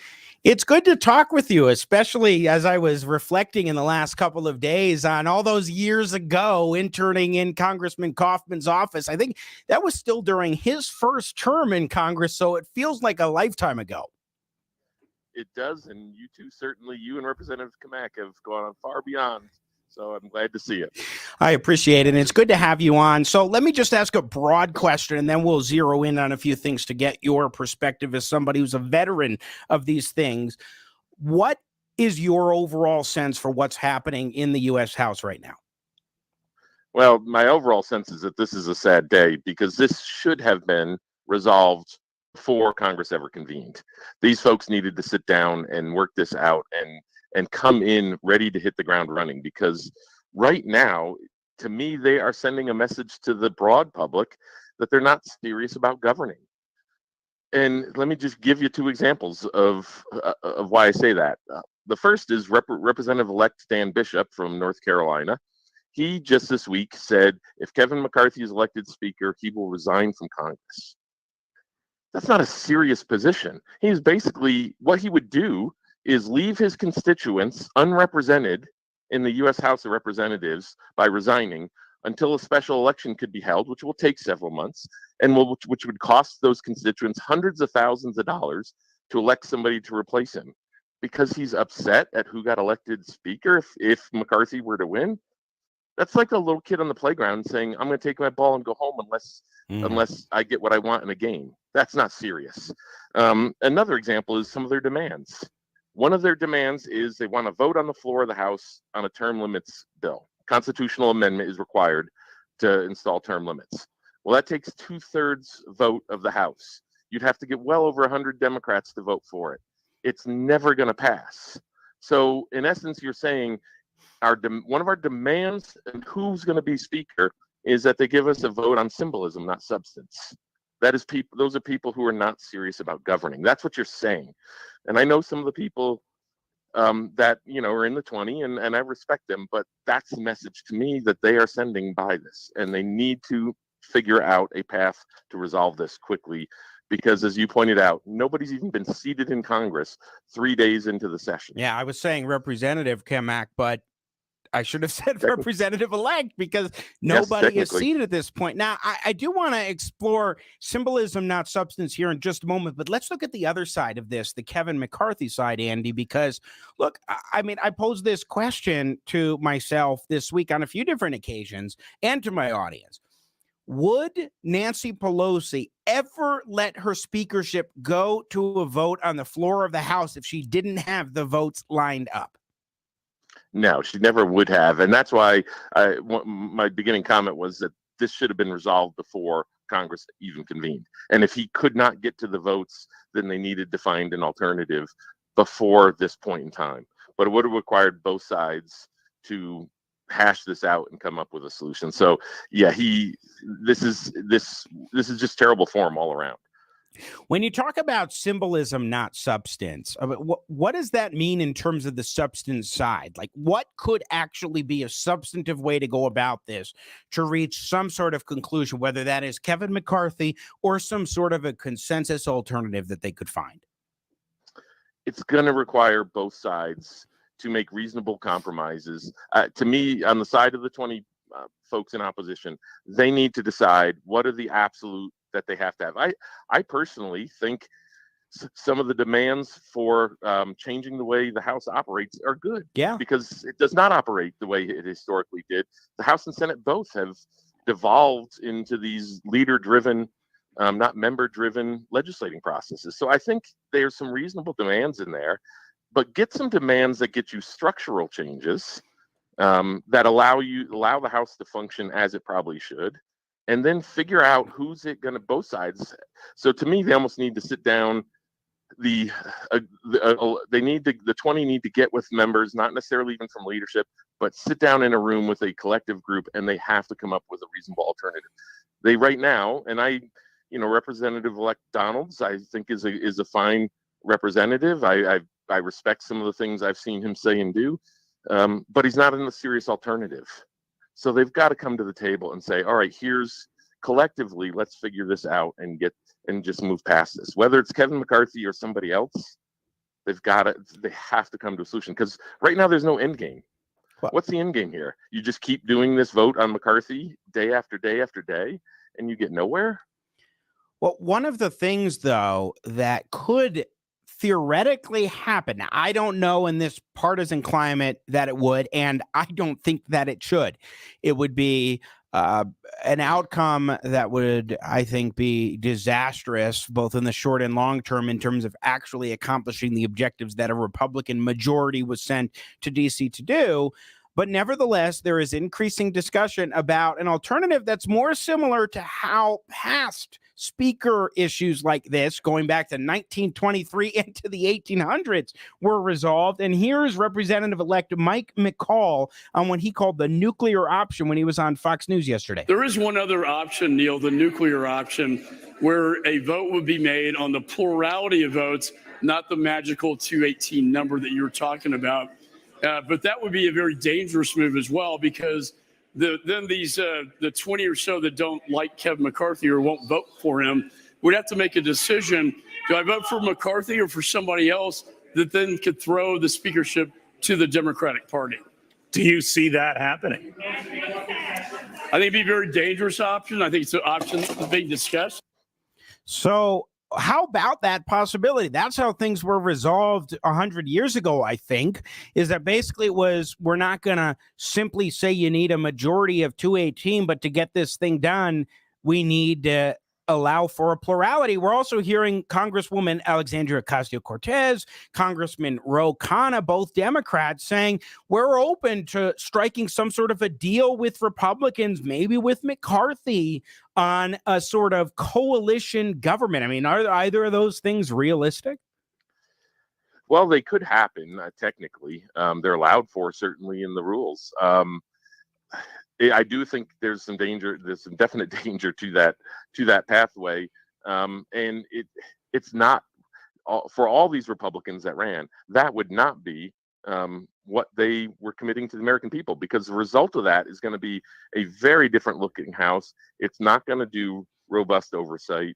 It's not going to do the things they all promised they were going to do. So these 20 members, if they allow it to get, the danger is, I think, the longer this goes on, the more likely you're going to have some outcome like that nobody wants. But at some point, they've got to say, they're going to have to say, we need to elect a speaker and get to the business. So I think it's a dangerous game the longer this drags on, because then you could have something weird like that happen. Just a few minutes left with our guest, Andy Merritt, who's a former senior congressional staffer and U.S. Senate staffer, working for, in the past, Wayne Allard, Cory Gardner, and Mike Kaufman. Let's look at the alternatives. I mean, one name that's been tossed about quite a bit is Steve Scalise, and with good reason. He's got respect from all different quarters in the U.S. House among Republicans. He's somebody who's been there a long time. I think he's number 2 after McCarthy. But you even see a difference here in Colorado. Ken Buck was on CNN yesterday saying, I would think Steve Scalise should be the alternative. But Lauren Boebert told George Brauchler right here on this show yesterday morning that Scalise is a non-starter for her. So how do you even find a consensus Republican to be the Speaker of the House at this point? That's the problem. It seems that these folks, most of whom come out of the Freedom Caucus, they're only willing to accept somebody who comes out of the Freedom Caucus or is completely philosophically aligned with them. Well, they're 10% of the caucus. You're not going to be able to get the person you want. So when I say they have to get serious, that's a perfect example. They have to me, if you're the ones that blew this whole process up and are making the demands, you have to come to the table with a credible alternative that the 90% of representatives on the other side are willing to accept. You're not going to get what you want. So what is it you absolutely have to have? And I think if they were smart, it'd be a few structural rules changes that allow the process to work properly. And then you move on. You're not going to get everything you want. That's ridiculous to even pretend you should get everything you want. That's not serious. Governing requires to compromise and deals to be made, and they're not doing any of it. So again, I go back to where I started. If you are saying right now, when you reject every credible alternative, that you're not serious about governing. It's interesting. AOC was even saying on MSNBC yesterday that there are some elements of the rules that she supports changing that are being advocated by Boebert, Gates, and others. So you even have, to some of these rules changes, some cross aisle support for that. And so that, I think, would strengthen the hand of Boebert in trying to negotiate here. So we'll see what happens there. Final question for you, Andy Merritt. Where do you think this goes? I mean, how much of it is really just a jump ball? And could we be going into next week with representatives elect as opposed to representatives? It's possible. What I was hearing this morning was some people saying this may take several days to work out. So yes, that would put us into next week. The one thing I think at the very least, they all need to stay there this weekend. Mm-hmm. They should not be leaving until this gets resolved. Well, and the other thing they shouldn't be getting is paid. I don't know if they are being paid as representatives elect at this point. I believe they probably are, but I don't think they should be getting paid so that they can continue to be bogged down in this endless debate over who's going to be speaker without getting to the point where they can actually work. Yeah, I don't know either if they're getting paid, but they, as of right now, are only representatives elect. They have not been sworn into office, so I agree with you. Yeah. Why should they be getting paid? Because they're not in session. They're not working. Andy Merritt, former district director for Congressman Mike Kaufman and former state director for Senators Cory Gardner and Wayne Allard. Thank you so much for your time. Really appreciate your insights this morning. Thanks, Jimmy. Take care. Thank you, and Happy New Year. Once again, Andy Merritt joining us here on The George Show. Jimmy Sengenberger in for George Brauchler. We're going to take a break. What are your thoughts? We've got texts in. I'll be reading through here in just a moment. You can also call in 303-696-1971. We'll have open lines for the rest of the show. Jimmy in for George, News Talk 710 KNUS. Want to take your favorite radio station wherever you go? Well, now there's an app for that. No matter where you are, stream your favorite shows. Tap the app to listen to podcasts. Talk back to your favorite local hosts. At the tone, leave a message. Call the show. Set your alarm. Enter contests and win prizes. All in the palm of your hand. Available now for iOS and Android devices in the App Store or Google Play. And best of all, it's free. Download today.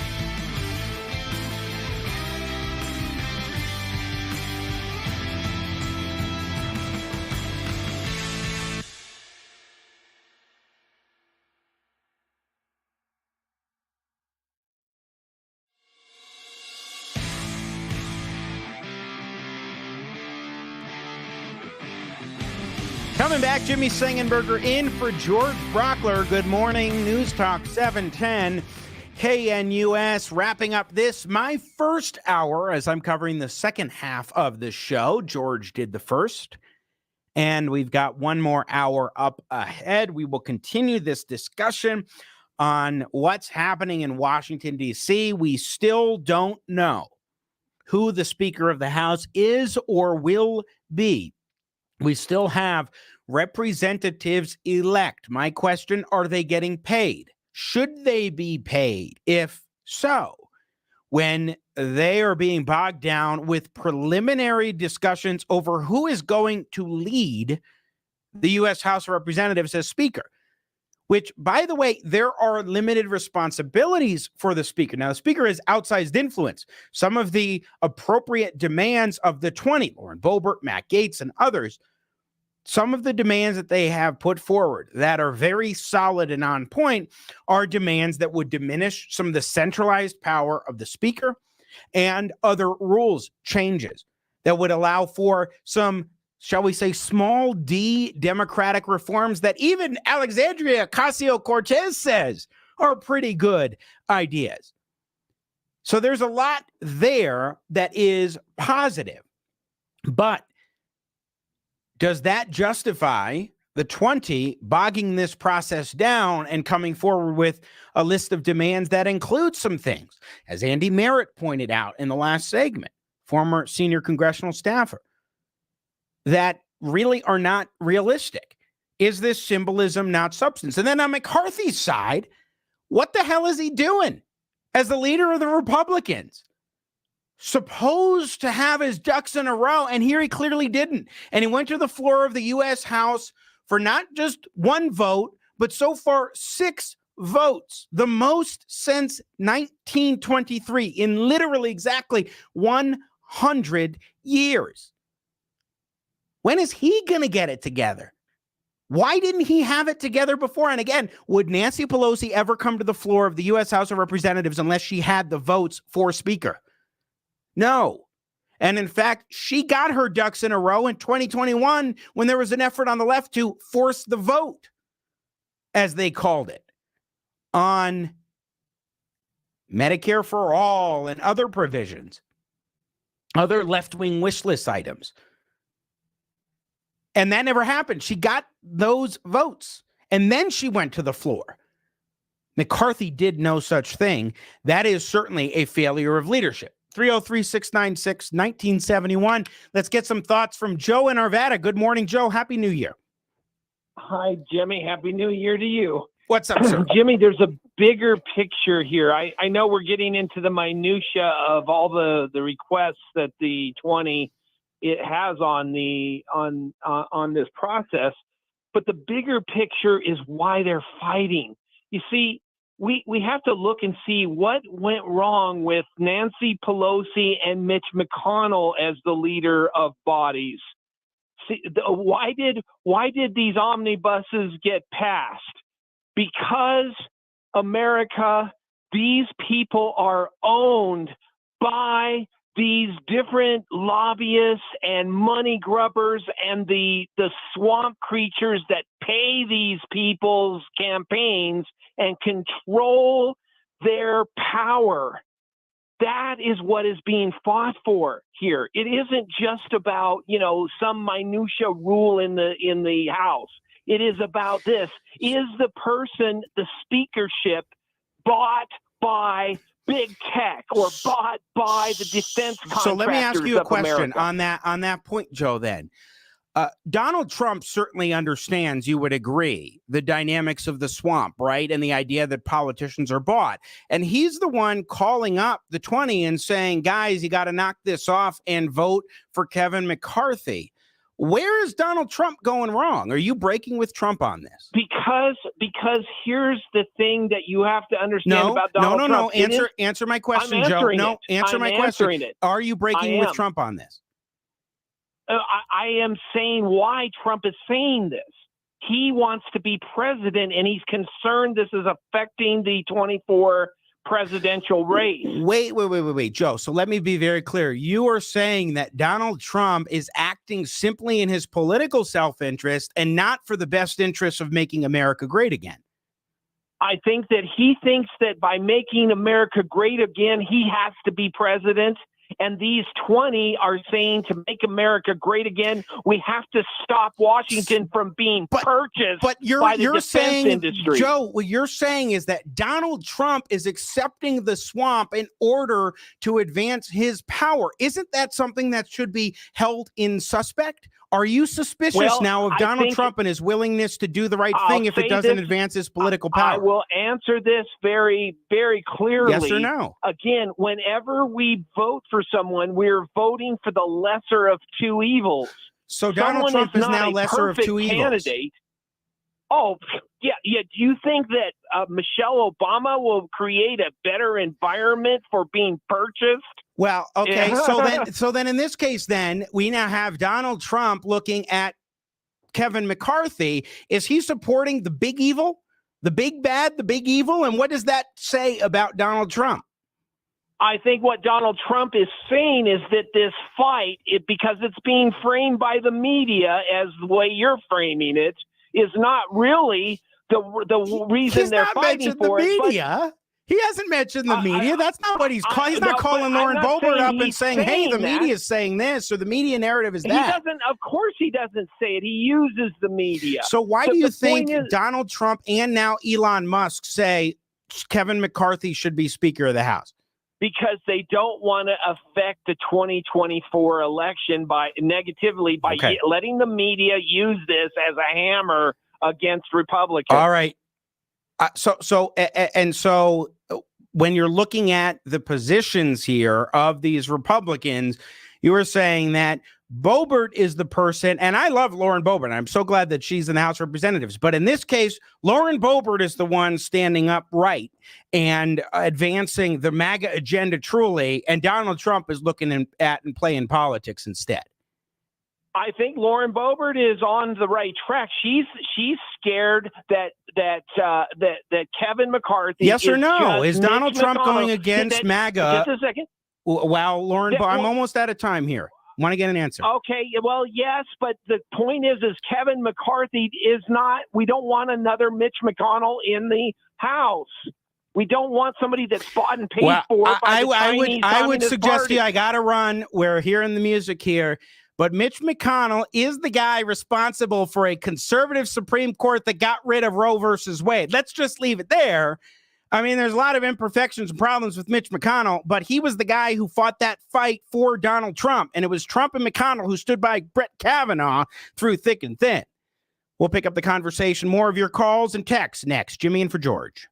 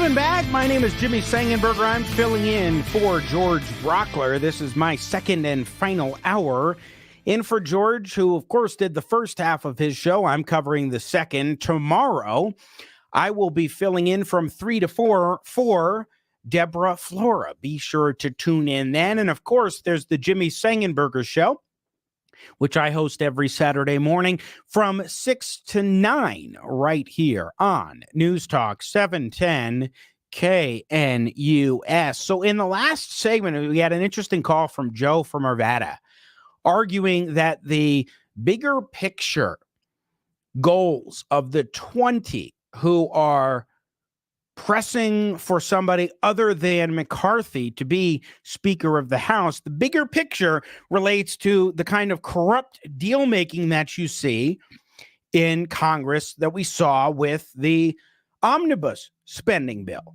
and that they're really fighting against that kind of corruption in the bigger picture. And Donald Trump is simply supporting McCarthy because he believes that it is conducive to his reelection in 2024, that Trump will benefit politically from McCarthy being Speaker of the House, and therefore he's going to do it because Trump believes that he is the guy who must be president in 2024, that the greater good requires him to be president of the United States.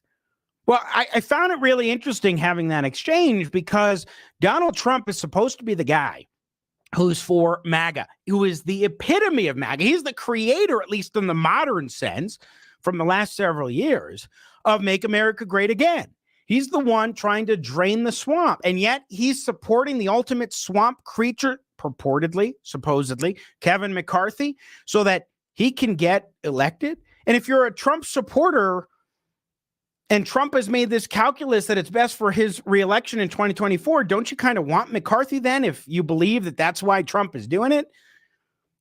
I don't know. The whole thing just seems rather odd to me in terms of the Trump dynamic here. But what are we to make of it all? Will there be a resolution to this crisis, if you will, within the Republican Party, where they are not settling on a leader, a Speaker of the House to take over? Is it right now symbolism, not substance, as our guest in the last hour, Andy Merritt, put it? Let's pick up the conversation with Tim in Denver, who's been patiently waiting. Good morning, Tim. How are you? And Happy New Year. I'm well. Good morning. Well, I would suggest to you that these members of the Freedom Caucus are not serious legislators at all. They're more along the lines of political terrorists. If you look at what they've submitted as legislation, it's virtually nothing. They are trying to hold the party hostage. And I think this is a long extension of everything Trump touches dies. And Trump was obviously just a symptom of a cancer that had been rotting inside of the Republican Party for decades and decades, going back to Newt Gingrich, going back to Lee Atwater, poisoning the body politic. They are trying to dismantle the government. I would further say that if they're going to try and seize power through the Rules Committee, which it appears now highly likely what they're trying to do, a small minority of Republicans are going to have total control over what legislation even gets to the floor. This is what McCarthy is giving up. So let me... You know what? Nancy Pelosi would have skewered herself on her mallet on the floor to go through to control your caucus. Well, okay. And it's clearly not I agree. under control. I agree that, and I raised the question that Nancy Pelosi, would she ever go to the floor for a speaker vote without having the votes lined up? I agree with that point. She absolutely would not get to this point on day one that Kevin McCarthy did. But what you're saying and going after Donald Trump there, or Newt Gingrich, I mean, think Newt Gingrich and Donald Trump are both advocating for McCarthy. In fact, Gingrich sounds a bit like you, Tim. Take a listen to this. Do the 202 win or do the 20 win? And in a free society, you cannot, just as you can't give in to terrorists and you can't give in to hostage takers, you can't allow them to take the conference hostage and win. Hostage takers, that kind of rhetoric. We also heard Dan Crenshaw, congressman from Texas, use that term terrorist to describe these 20. So, Tim, how do you square that circle with Trump and Gingrich both being on board with the 202? Well, I think it's an extension of what's going on inside of the Republican Party. When was the last time a Republican candidate for president actually won the the popular vote in this country? They haven't for like 25 years. So they are moving towards a minority majority, which is what you're seeing happening right here, real time, on the floor. You are seeing a minority try to seize control and seize power. I will also say that I don't think that the Republican Party really even has an agenda. They have tactics. They have tactics that they utilize. What are they really going to do? Look at what Pelosi and the Democratic Congress did. They brought more powerful legislation in the last couple of years to this country than we've seen in 100 years. Disastrously. All the Republicans are going to do is they're going to probe, they're going to investigate. They've already got the website up for the Biden family investigation. So to be clear, what Tim, serious legislation are they going to let bring? me jump in. To be clear, they can bring forward some serious legislation, and I hope they do, but it ain't going to pass the United States Senate one way or the other, and it's not going to pass muster from Joe Biden. So most of what they can do or capable of doing with their majority is holding the Biden administration to account, is doing a lot of these oversight actions and so forth. That is the limitation that the Republicans have right now. Unfortunately, they need to advance some big picture legislation, of course, but they are limited. And so that's where I couldn't agree more with a lot of the emphasis from Boebert and Gates and others on this oversight and on those committees, the church committee and big tech and so forth, I think are valuable and important steps to take. I got to run, Tim. Thank you for the call. I appreciate it. How about that rhetoric, though? The idea, and we heard it from Dan Crenshaw, that the 20 are political terrorists. How about Newt Gingrich? Hostage taking. How do you look at that? And what about Donald Trump's position as an advocate for Kevin McCarthy? 303-696-1971. We've got some text we'll get to in a moment, but let's go to Ben in Morrison. Good morning, Ben. Yeah, hey, how's it going? Good, sir. Happy New Year. How are you? Well, honestly, I think if you're Kevin McCarthy, you put up with this for maybe another, 3-4 days. And then, you start playing chicken with these people, because right now, Hakeem Jeffries is only 6 votes away from taking the leadership. And there's 18 Republicans in the GOP Congress who won in Biden districts. And a lot of those areas are open primaries. So I don't think they have a whole lot of, they don't really have to stick their necks out a whole lot, because a lot of those people, could probably still get reelected. And it's like, hey, I have 6 GOP people who are willing to go for Hakeem Jeffries. So you want me, or do you want Hakeem Jeffries? And you hold their feet to the fire. And then I think a lot of them are I think the people like Bimbo Boebert are gonna step in line like, oh, well, we don't want that. Now, I don't think that that's appropriate.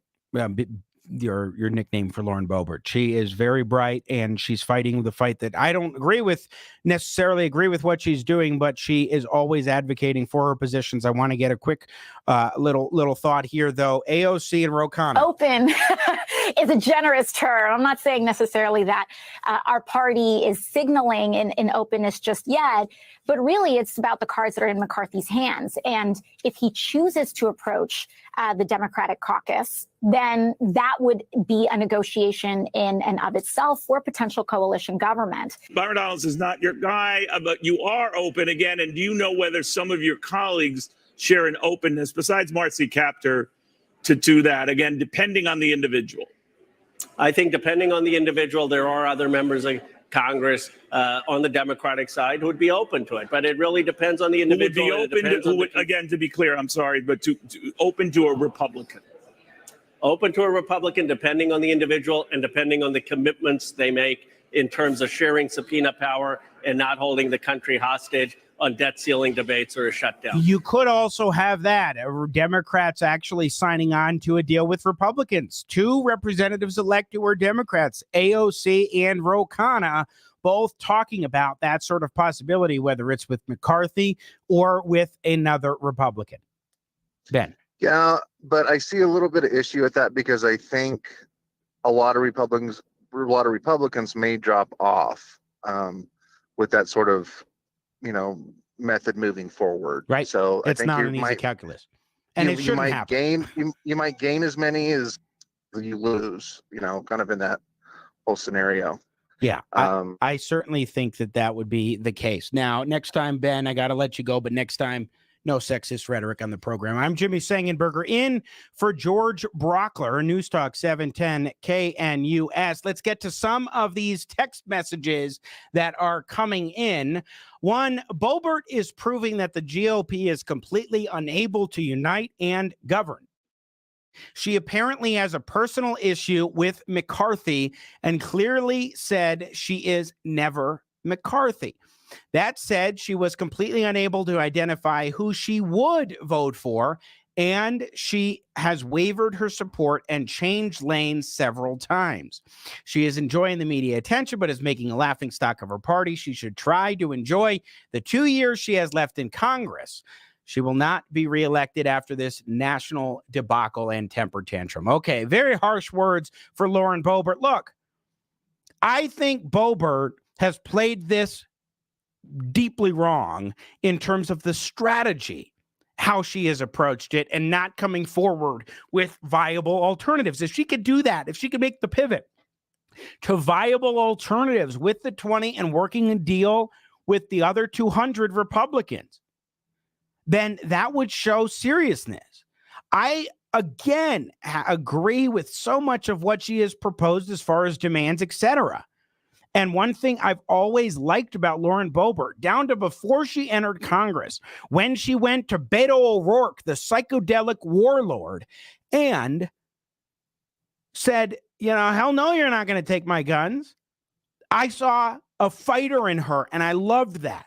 When she got to Congress, when she beat Scott Tipton in the primary and then got to Congress, I was enthusiastic about that and excited. I supported her reelection, was very glad that she managed to get by. I do think it's going to be an incredibly tough reelection for her, but I think she's a very important voice in the Republican Party. On this issue, a pox on all the houses, I would say, in the Republican Party right now, but I definitely do think that the strategy that Boebert has approached this with has not been productive. But we'll see. It could be productive in the end. And there are certainly some goals that she's been fighting to achieve that are incredibly valuable. Here are a few of the demands as she summed it up to George Brauchler just yesterday on this show. We brought him a very common sense offer. He asked us about the committee assignments. We want you on some important committees. Which committees are you willing to serve on? We simply provided that list for him. And then these other common sense proposals, a balanced budget, term limits, a border bill to secure our southern border, amendments to be made in order that reduce the national debt. So some of those are tenable, some are not, but there's a lot of good stuff there, especially on the rules package. I wish I had the clip, but even AOC was saying that some of the rules proposals that Republicans have put forward, the Freedom Caucus folks like Lauren Boebert have put forward, are good ideas. I tend to agree with that. And I'd like to see them actually accomplish some of these objectives, solidify it, get a Republican Speaker of the House in there, and start working so the American people can see that they are capable, they being all the Republicans, are capable of governing. Text coming in, Hakeem Jeffries and Kevin McCarthy are the same person. This is the real problem here. Absolutely not. Is McCarthy the ideal guy for the House? No. He's proven that this week. The ineptness with which he brought his speakership to the floor, would-be speakership to the floor of the House without having the votes in mind, proves that he's not the leader that we really need in an ideal world. He may be the one guy who can garner most Republican support. We'll find out. But what in the world are you going to do here if you actually are you really thinking Hakeem Jeffries? Seriously? Kevin McCarthy is going to appoint Republicans to chair committees. He's going to create these different committees that are necessary to look into Hunter Biden and Joe Biden, to look into big tech and so forth. There are a lot of steps that they are going to take. And I have some misgivings about the big tech stuff. That's a discussion for another time. But if you're pushing for those things, Kevin McCarthy is the guy who's going to do that. He may not be rock-ribbed. He may not understand how forcefully he needs to go at it.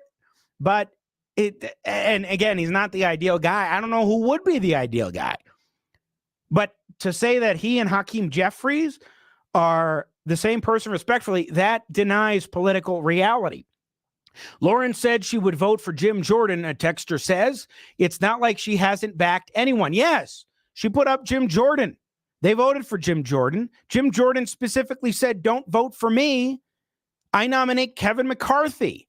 Then Matt Gaetz got up and said, I nominate Jim Jordan. Here's why he's got to be the guy.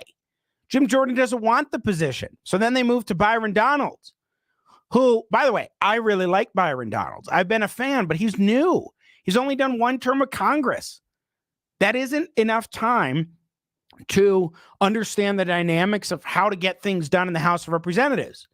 Now, does that mean that you need somebody who's been there for 40 years? No, but probably best to have somebody more than 2 years. But are they specifically and singularly saying, oh, we support candidates who are serious? That's a different story.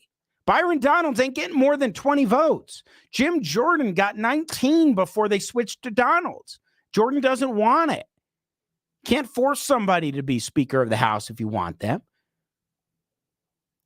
So what do you do here? They should put up somebody who's actually viable and behind the scenes work it out. Come to the floor with somebody. Another text, Republicans may not be able to get big legislation accomplished because of the Senate, but they can force individuals to vote for or against legislation so that people know what their Congress people stand on the issues. Absolutely.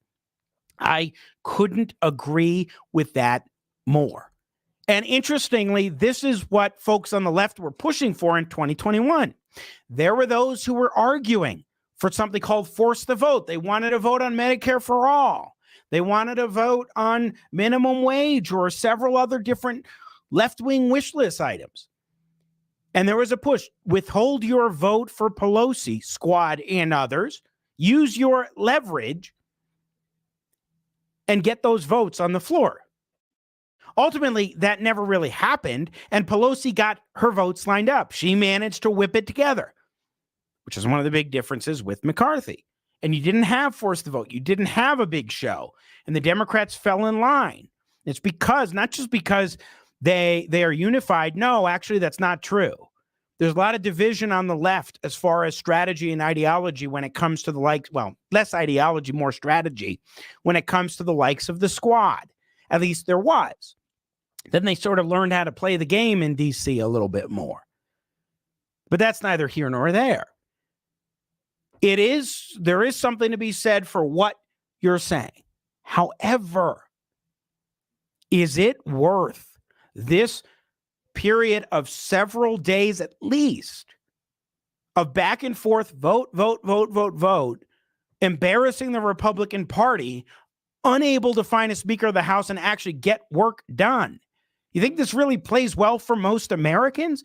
Heck, even 201, 202 Republicans in Congress consistently are voting for McCarthy, the same guy, against somebody or a group of 20 who wants somebody in Byron Donalds right now who's just not tenable. So there is something to be said for those votes. I'm good with some symbolic votes. You should do that.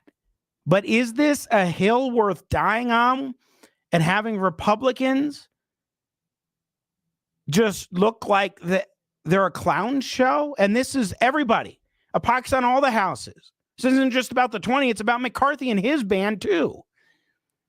What are your thoughts? 303-696-1971 is our telephone number. We'll pick up the conversation and get to more of your texts on the other side. I'm Jimmy Sengenberger in for George Brauchler here on Denver's local talk leader, News Talk 710 KNUS. Want to take your favorite radio station wherever you go? Well, now there's an app for that. No matter where you are, stream your favorite shows. Tap the app to listen to podcasts. Talk back to your favorite local hosts. At the tone, leave a message. Call the show.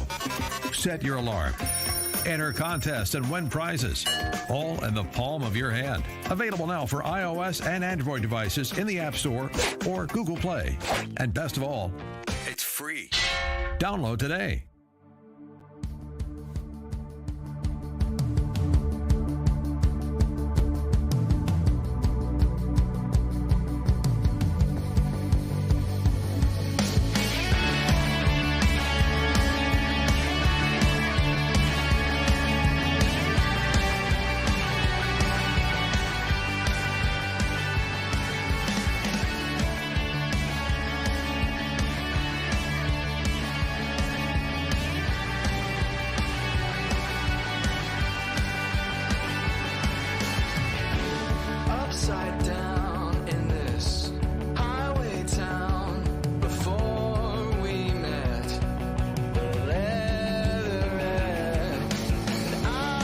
just miss the tender-hearted kiss. Sometimes I guess I'm such a mess. 'Cause this timepiece is spinning and your snapshot is missing, and I watch you go.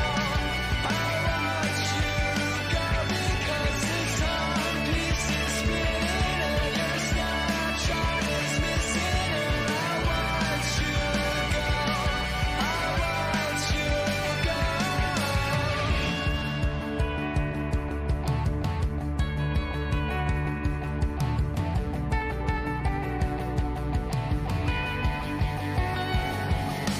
Wait and you'll see my love, and I will be somewhere I bet inside my head. And I just wish for one last kiss, a final breath. I'm such a mess. 'Cause this timepiece is spinning and your snapshot is missing, and I watch you go. I watch you go because this timepiece is spinning and your snapshot is missing, and I watch you go. I watch you go.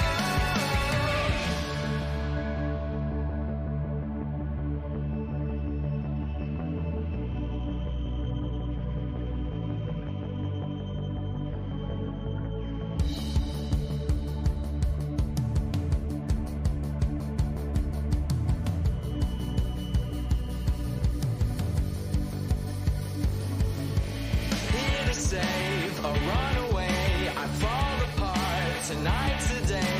You wanna go, we're running out of time.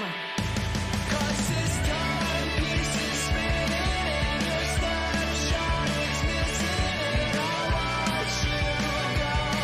I watch you go because this timepiece is spinning and your snapshot is missing, and I watch you go. I watch you go.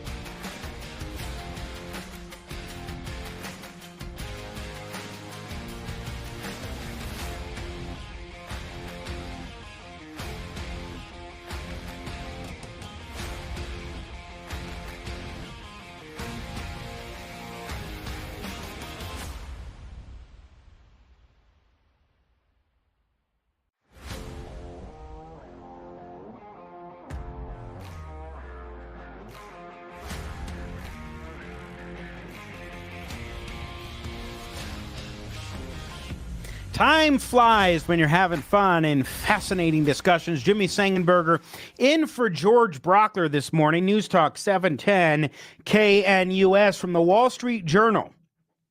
Kevin McCarthy made new concessions to try to win over detractors in the hard-fought race for House Speaker, with some lawmakers expressing hope that they could see a resolution soon, but with both sides acknowledging that it could take days.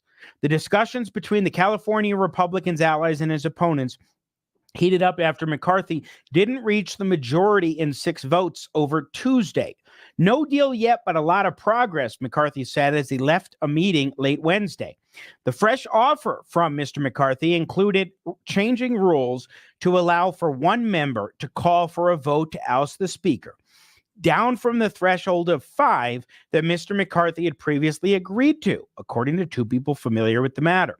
There was also an agreement to place more members of the House Freedom Caucus, which counts many McCarthy detractors among its ranks, on powerful committees, according to 2 people. The offer also included a promise to bring up for a vote a controversial border plan and a term limit requirement, the people said. Even with the new offer, it wasn't clear if enough of Mr. McCarthy's detractors would support him or if the concessions could backfire by weakening the eventual speaker winner. So there you go. A lot of those demands that Lauren Boebert listed yesterday are now included in a fresh offer from McCarthy. Here's the question. How open are the 20, really the 5 or 6, to negotiations, to being serious about coming to some sort of a resolution?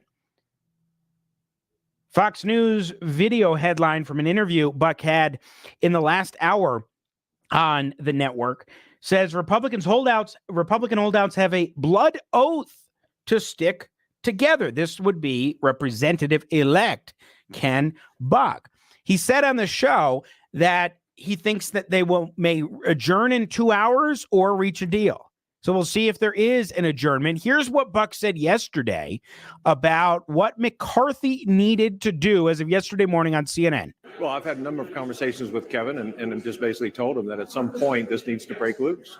He either needs to make a deal that bring the 19 or 20 over, or he needs to step aside and give somebody else a chance to do that. I don't know what that time frame is, but it makes sense that at some point today we are able to move forward in a way that we elect a speaker. Now, that was yesterday. What about today? What will we see today? Now, Buck gave indications that he might withdraw his support from McCarthy yesterday morning after the 5th vote, but he ended up voting for McCarthy in all 3 rounds yesterday. We'll see if he makes good on that suggestion that he might leave McCarthy and go elsewhere, but what viable option is there right now?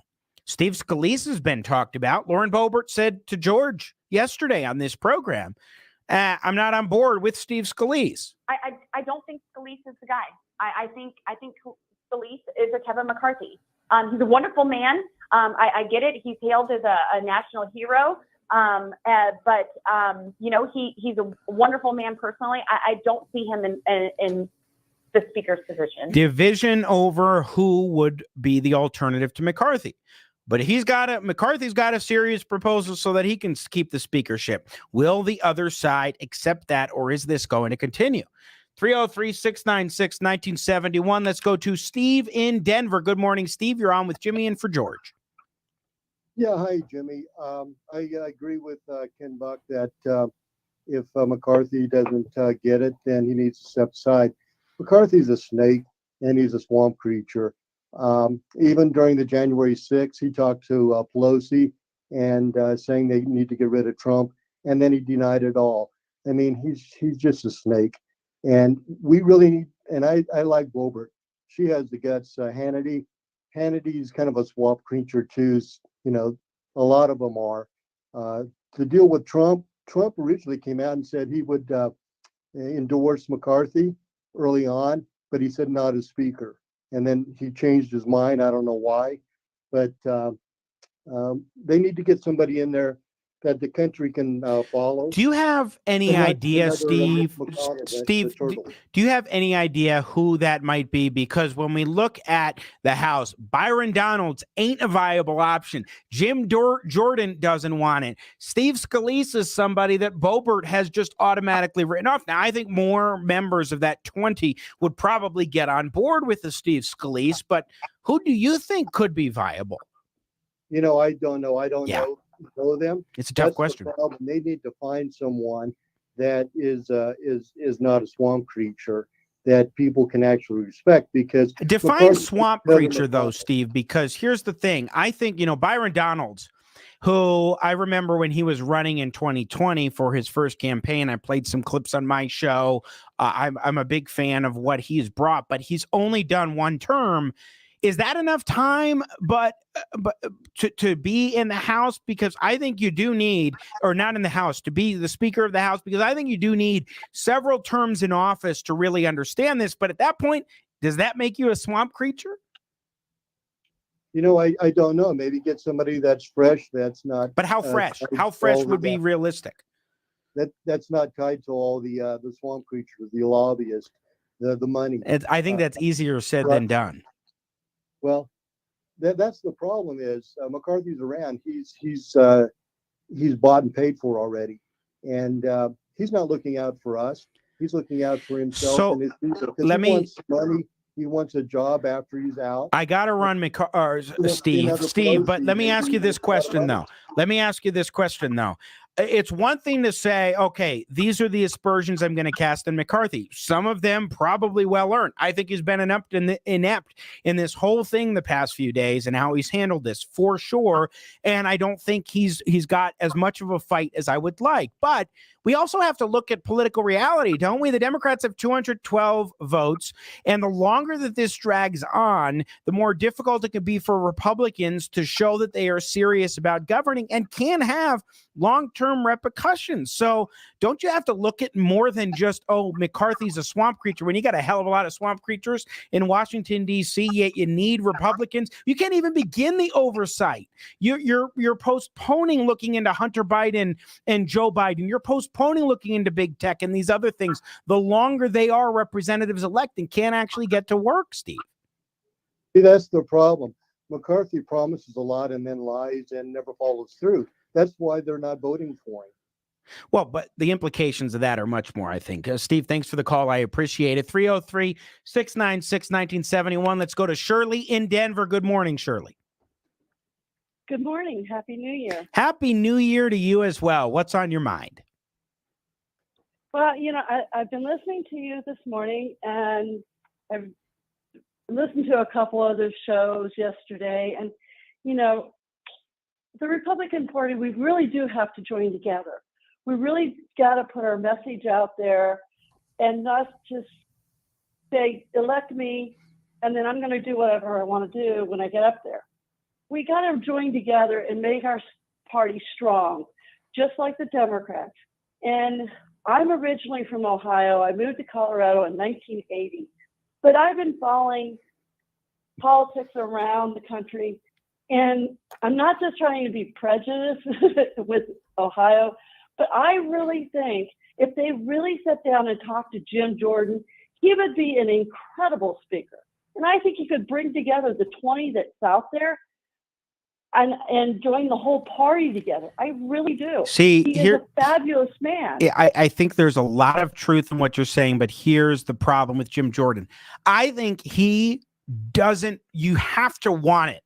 The speaker job is such a difficult one, wrangling all these people. It is beyond herding. It is much easier to herd 400 cats than it is to be Speaker of the House of Representatives. And so Jim Jordan doesn't want that, but he also really wants the Judiciary Committee. Like, that seems to have been his dream job. So isn't it a little much to be pigeonholing somebody and saying, okay, we think you'd be really good at a job that you don't want, and that's different from the one that you really do want, and that's really difficult? That's why I don't think it's viable for Jim Jordan. I understand. It's just that, I just think maybe, I think there's a lot of Democrats that respect him, even though that Nancy put her thumb down on him on that committee. Right. I think a lot of Democrats even respect him. And I don't know. I think if you really sit down with him and talk to him, I think maybe he could be, maybe he would go that way. I don't know. Yeah. I don't know. He loved, like you said, his dream job, but I think if they really sat down and talked to him, he might really reconsider.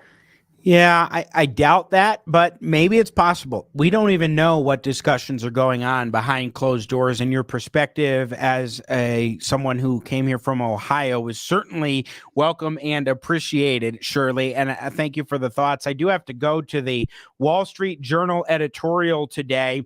Who's crazy enough to be a Republican speaker? We were taught to believe that all jobs have dignity, but on second thought, they're serving as Speaker of a Republican-controlled House of Representatives. After 2 days of intra-GOP stalemate over electing Kevin McCarthy, our main question is why the California congressman still wants the job. For that matter, why would anyone want it? It's true the Speaker is third in line to be president. You get your name in the history books and your portrait hung in the Capitol. And you can sit and applaud uncomfortably behind President Biden during his next 2 State of the Union addresses. Other than that, there's not much to recommend the job. And the list goes on in what they argue about. But I think there's a point to be made there. Who the hell really wants to be Speaker of the House in a Republican-controlled Congress at this point?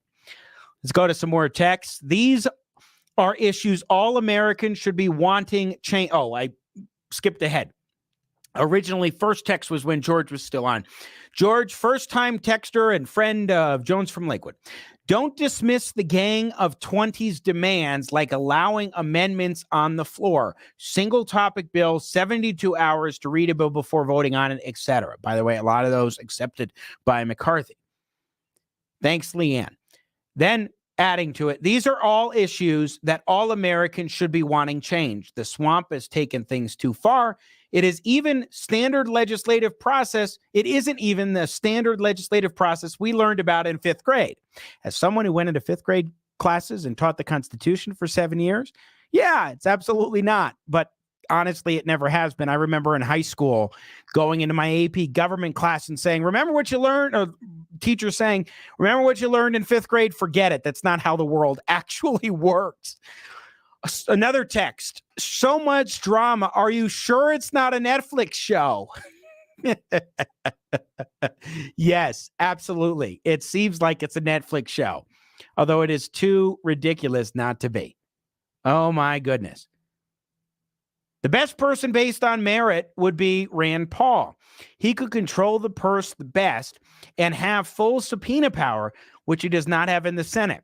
Kentucky is not in danger of losing the seat to a Democrat. He would allow the committees to their oversight. Okay, so what you're doing there is asking Rand Paul to give up on his U.S. Senate seat that he's worked hard to develop and to maintain, leave the Senate and go to the House for 2 years as an unelected member who can simply oversee as the Speaker of the House. I don't think the Speaker I don't know if the Speaker would get to have votes independent, just getting to control things, but maybe being tossed out after 2 years and leaving his Senate. I just don't see that as being realistic, especially for somebody as ambitious as Rand Paul, who would much rather have that kind of staying power in the U.S. Senate for years and years to come.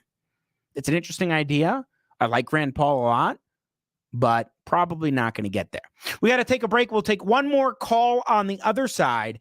I'm Jimmy Sengenberger, filling in for George Brauchler right here on News Talk 710 KNUS. Want to take your favorite radio station wherever you go? Well, now there's an app for that. No matter where you are, stream your favorite shows. Tap the app to listen to podcasts. Talk back to your favorite local hosts. At the tone, leave a message. Call the show. Set your alarm. Enter contests and win prizes, all in the palm of your hand. Available now for iOS and Android devices in the App Store or Google Play.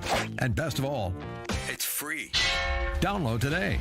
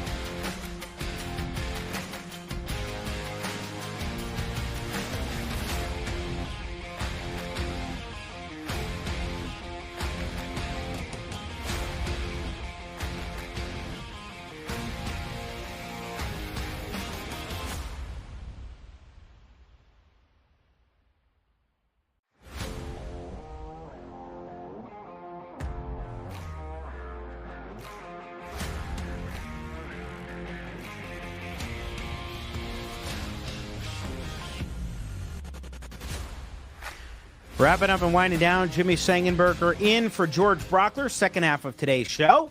By the way, programming notes, I will be filling in for Deborah Flora at 3 p.m. tomorrow. That would be Friday the 6th. Plus, of course, you got the Jimmy Sengenberger show. That's up on Saturday, every Saturday morning from 6 to 9 here on News Talk 710 KNUS. And then on Monday, I will be in for George the entire show from 6 to 10. So be sure to tune in then. Also, I've got a Denver Gazette column tomorrow saying, look, folks who are running for mayor, we've got a football team's worth of candidates running for mayor. You need to speak up about Denver Public Schools and what's happening on that. You want to talk about bleep shows and being in disarray? That's the DPS Board of Education.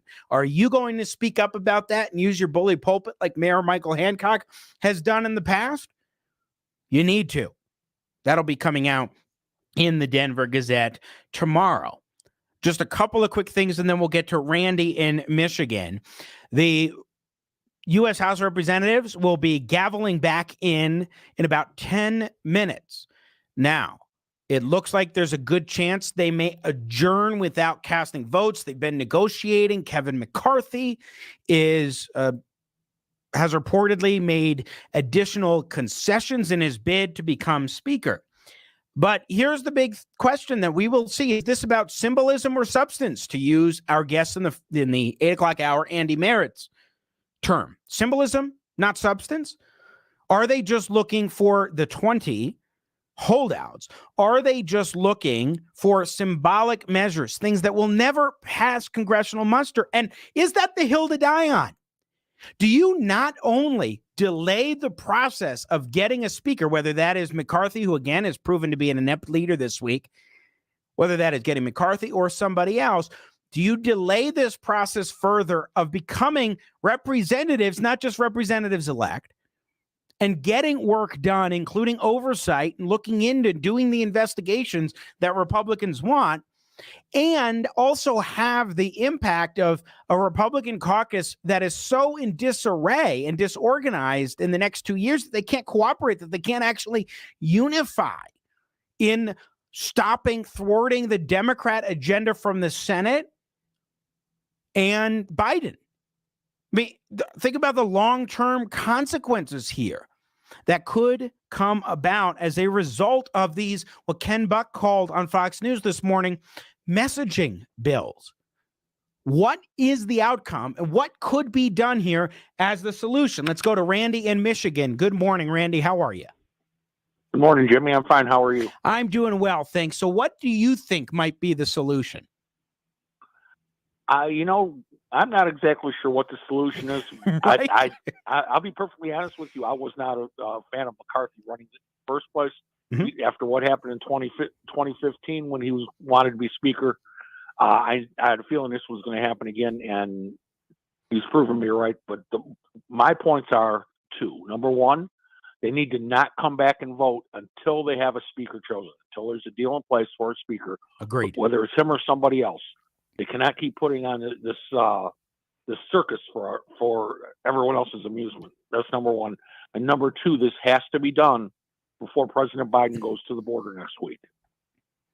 If he's allowed to seize the high ground and seize the media on that, then that is a very big problem. Well, and Biden was already able to play that bipartisan card by joining Mitch McConnell, speaking of leaders, the Senate Republican leader, at an infrastructure event. And I saw people who were saying, look, this is leadership where you have Biden and McConnell together in bipartisan fashion, leader of the Senate, Republicans, and Biden together. And then on the other hand, you've got the bleep show that is the Republican-controlled House of Representatives. And that image should not stick, especially when A, Republicans have control of the House, Randy, and B, there's so much need for Republicans to get on oversight, including the border. I mean, you need to have control of the immigration related committees. That's correct. So how many days do you think this goes in? Ken Buck said on Fox News this morning that he thinks it will go into the weekend, most likely. I'm afraid it might. I just want them, no matter how long it takes, I want them to do this behind closed doors, I'm fine with the negotiating and the arguing, and they're trying to come up with the best person. They should just not be doing this for the bemusement of everybody else. And try to act like grown-ups here. And it's got to be done before whether it takes 2 days, 3 days, 5 days, it's got to be done before Biden goes to the border, and with any luck, or our speaker goes to the border with him. Finally, at the same time. He goes to the border. And yes, that's a great idea. Whoever the speaker is should join Biden on the trip and say, hey, Joe, I want to come with you. And you can't do that until you have a speaker. Great point, Randy. I appreciate you calling in from Michigan. Thank you so much. 303. Well, actually, I shouldn't give the number. We're out of time. Let me get to one final pair of texts. Listener texting in first. I love the transparency and civic lessons this process is teaching. This should not be viewed as an embarrassment. Look, I think there are two things. One, civic lessons are good to understand how the sausage is really made. Fair enough. What you're taught in elementary school isn't exactly in fitting with how Washington really works. Remember the old schoolhouse rock, I'm just a bill on Capitol Hill. No, that's overly simplistic. It's a lot more complicated. However, here's why this should be viewed as an embarrassment. Because they're not even actually getting legislation through. They're not doing oversight. They're not getting anything done. And they might even be getting paid just to argue over the Speaker of the House ad nauseum. Meanwhile, Joe Biden is finally stepping up to the plate and saying, I'm going to the border on border security. And not only that, I'm looking here, Fox News, Biden speaking with Kamala Harris behind him. Biden speaks on border security as crisis spirals. So now you have the contrast of Republicans who can't even choose a freaking leader.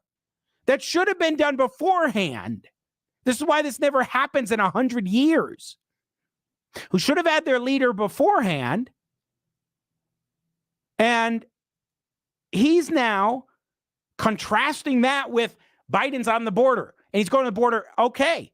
Speaks on visit to El Paso, Texas this weekend. Sounds like he's going to the border this weekend while the bleep show's going on in the Republican-controlled House. I'm glad Randy brought up that point. That was so on point. Great observation. So you're allowing Joe Biden to look like the leader who's finally addressing a crisis. Yes, finally addressing, but hey, he's doing it. Optics-wise, Republicans look like fools. It is an embarrassment, and they need to get their bleep together now. It's not always a bad thing to see how the sausage is made, the next text goes. It isn't expedient or practical always, but I really doubt the slowing down of this process instead of ramming it through is better. This isn't ramming through, respectfully, and I understand where you're coming from, and I think there is some validity to your point. But this isn't one of those things that you need to be bogged down. They can't even do any work. And Biden looks like he's the guy who's on point and actually doing things in a crisis. Meanwhile, Republicans can't get it together. Get it together, Republicans. Figure it out. I'm Jimmy Sengenberger in for Deborah at 3 tomorrow afternoon. God bless America.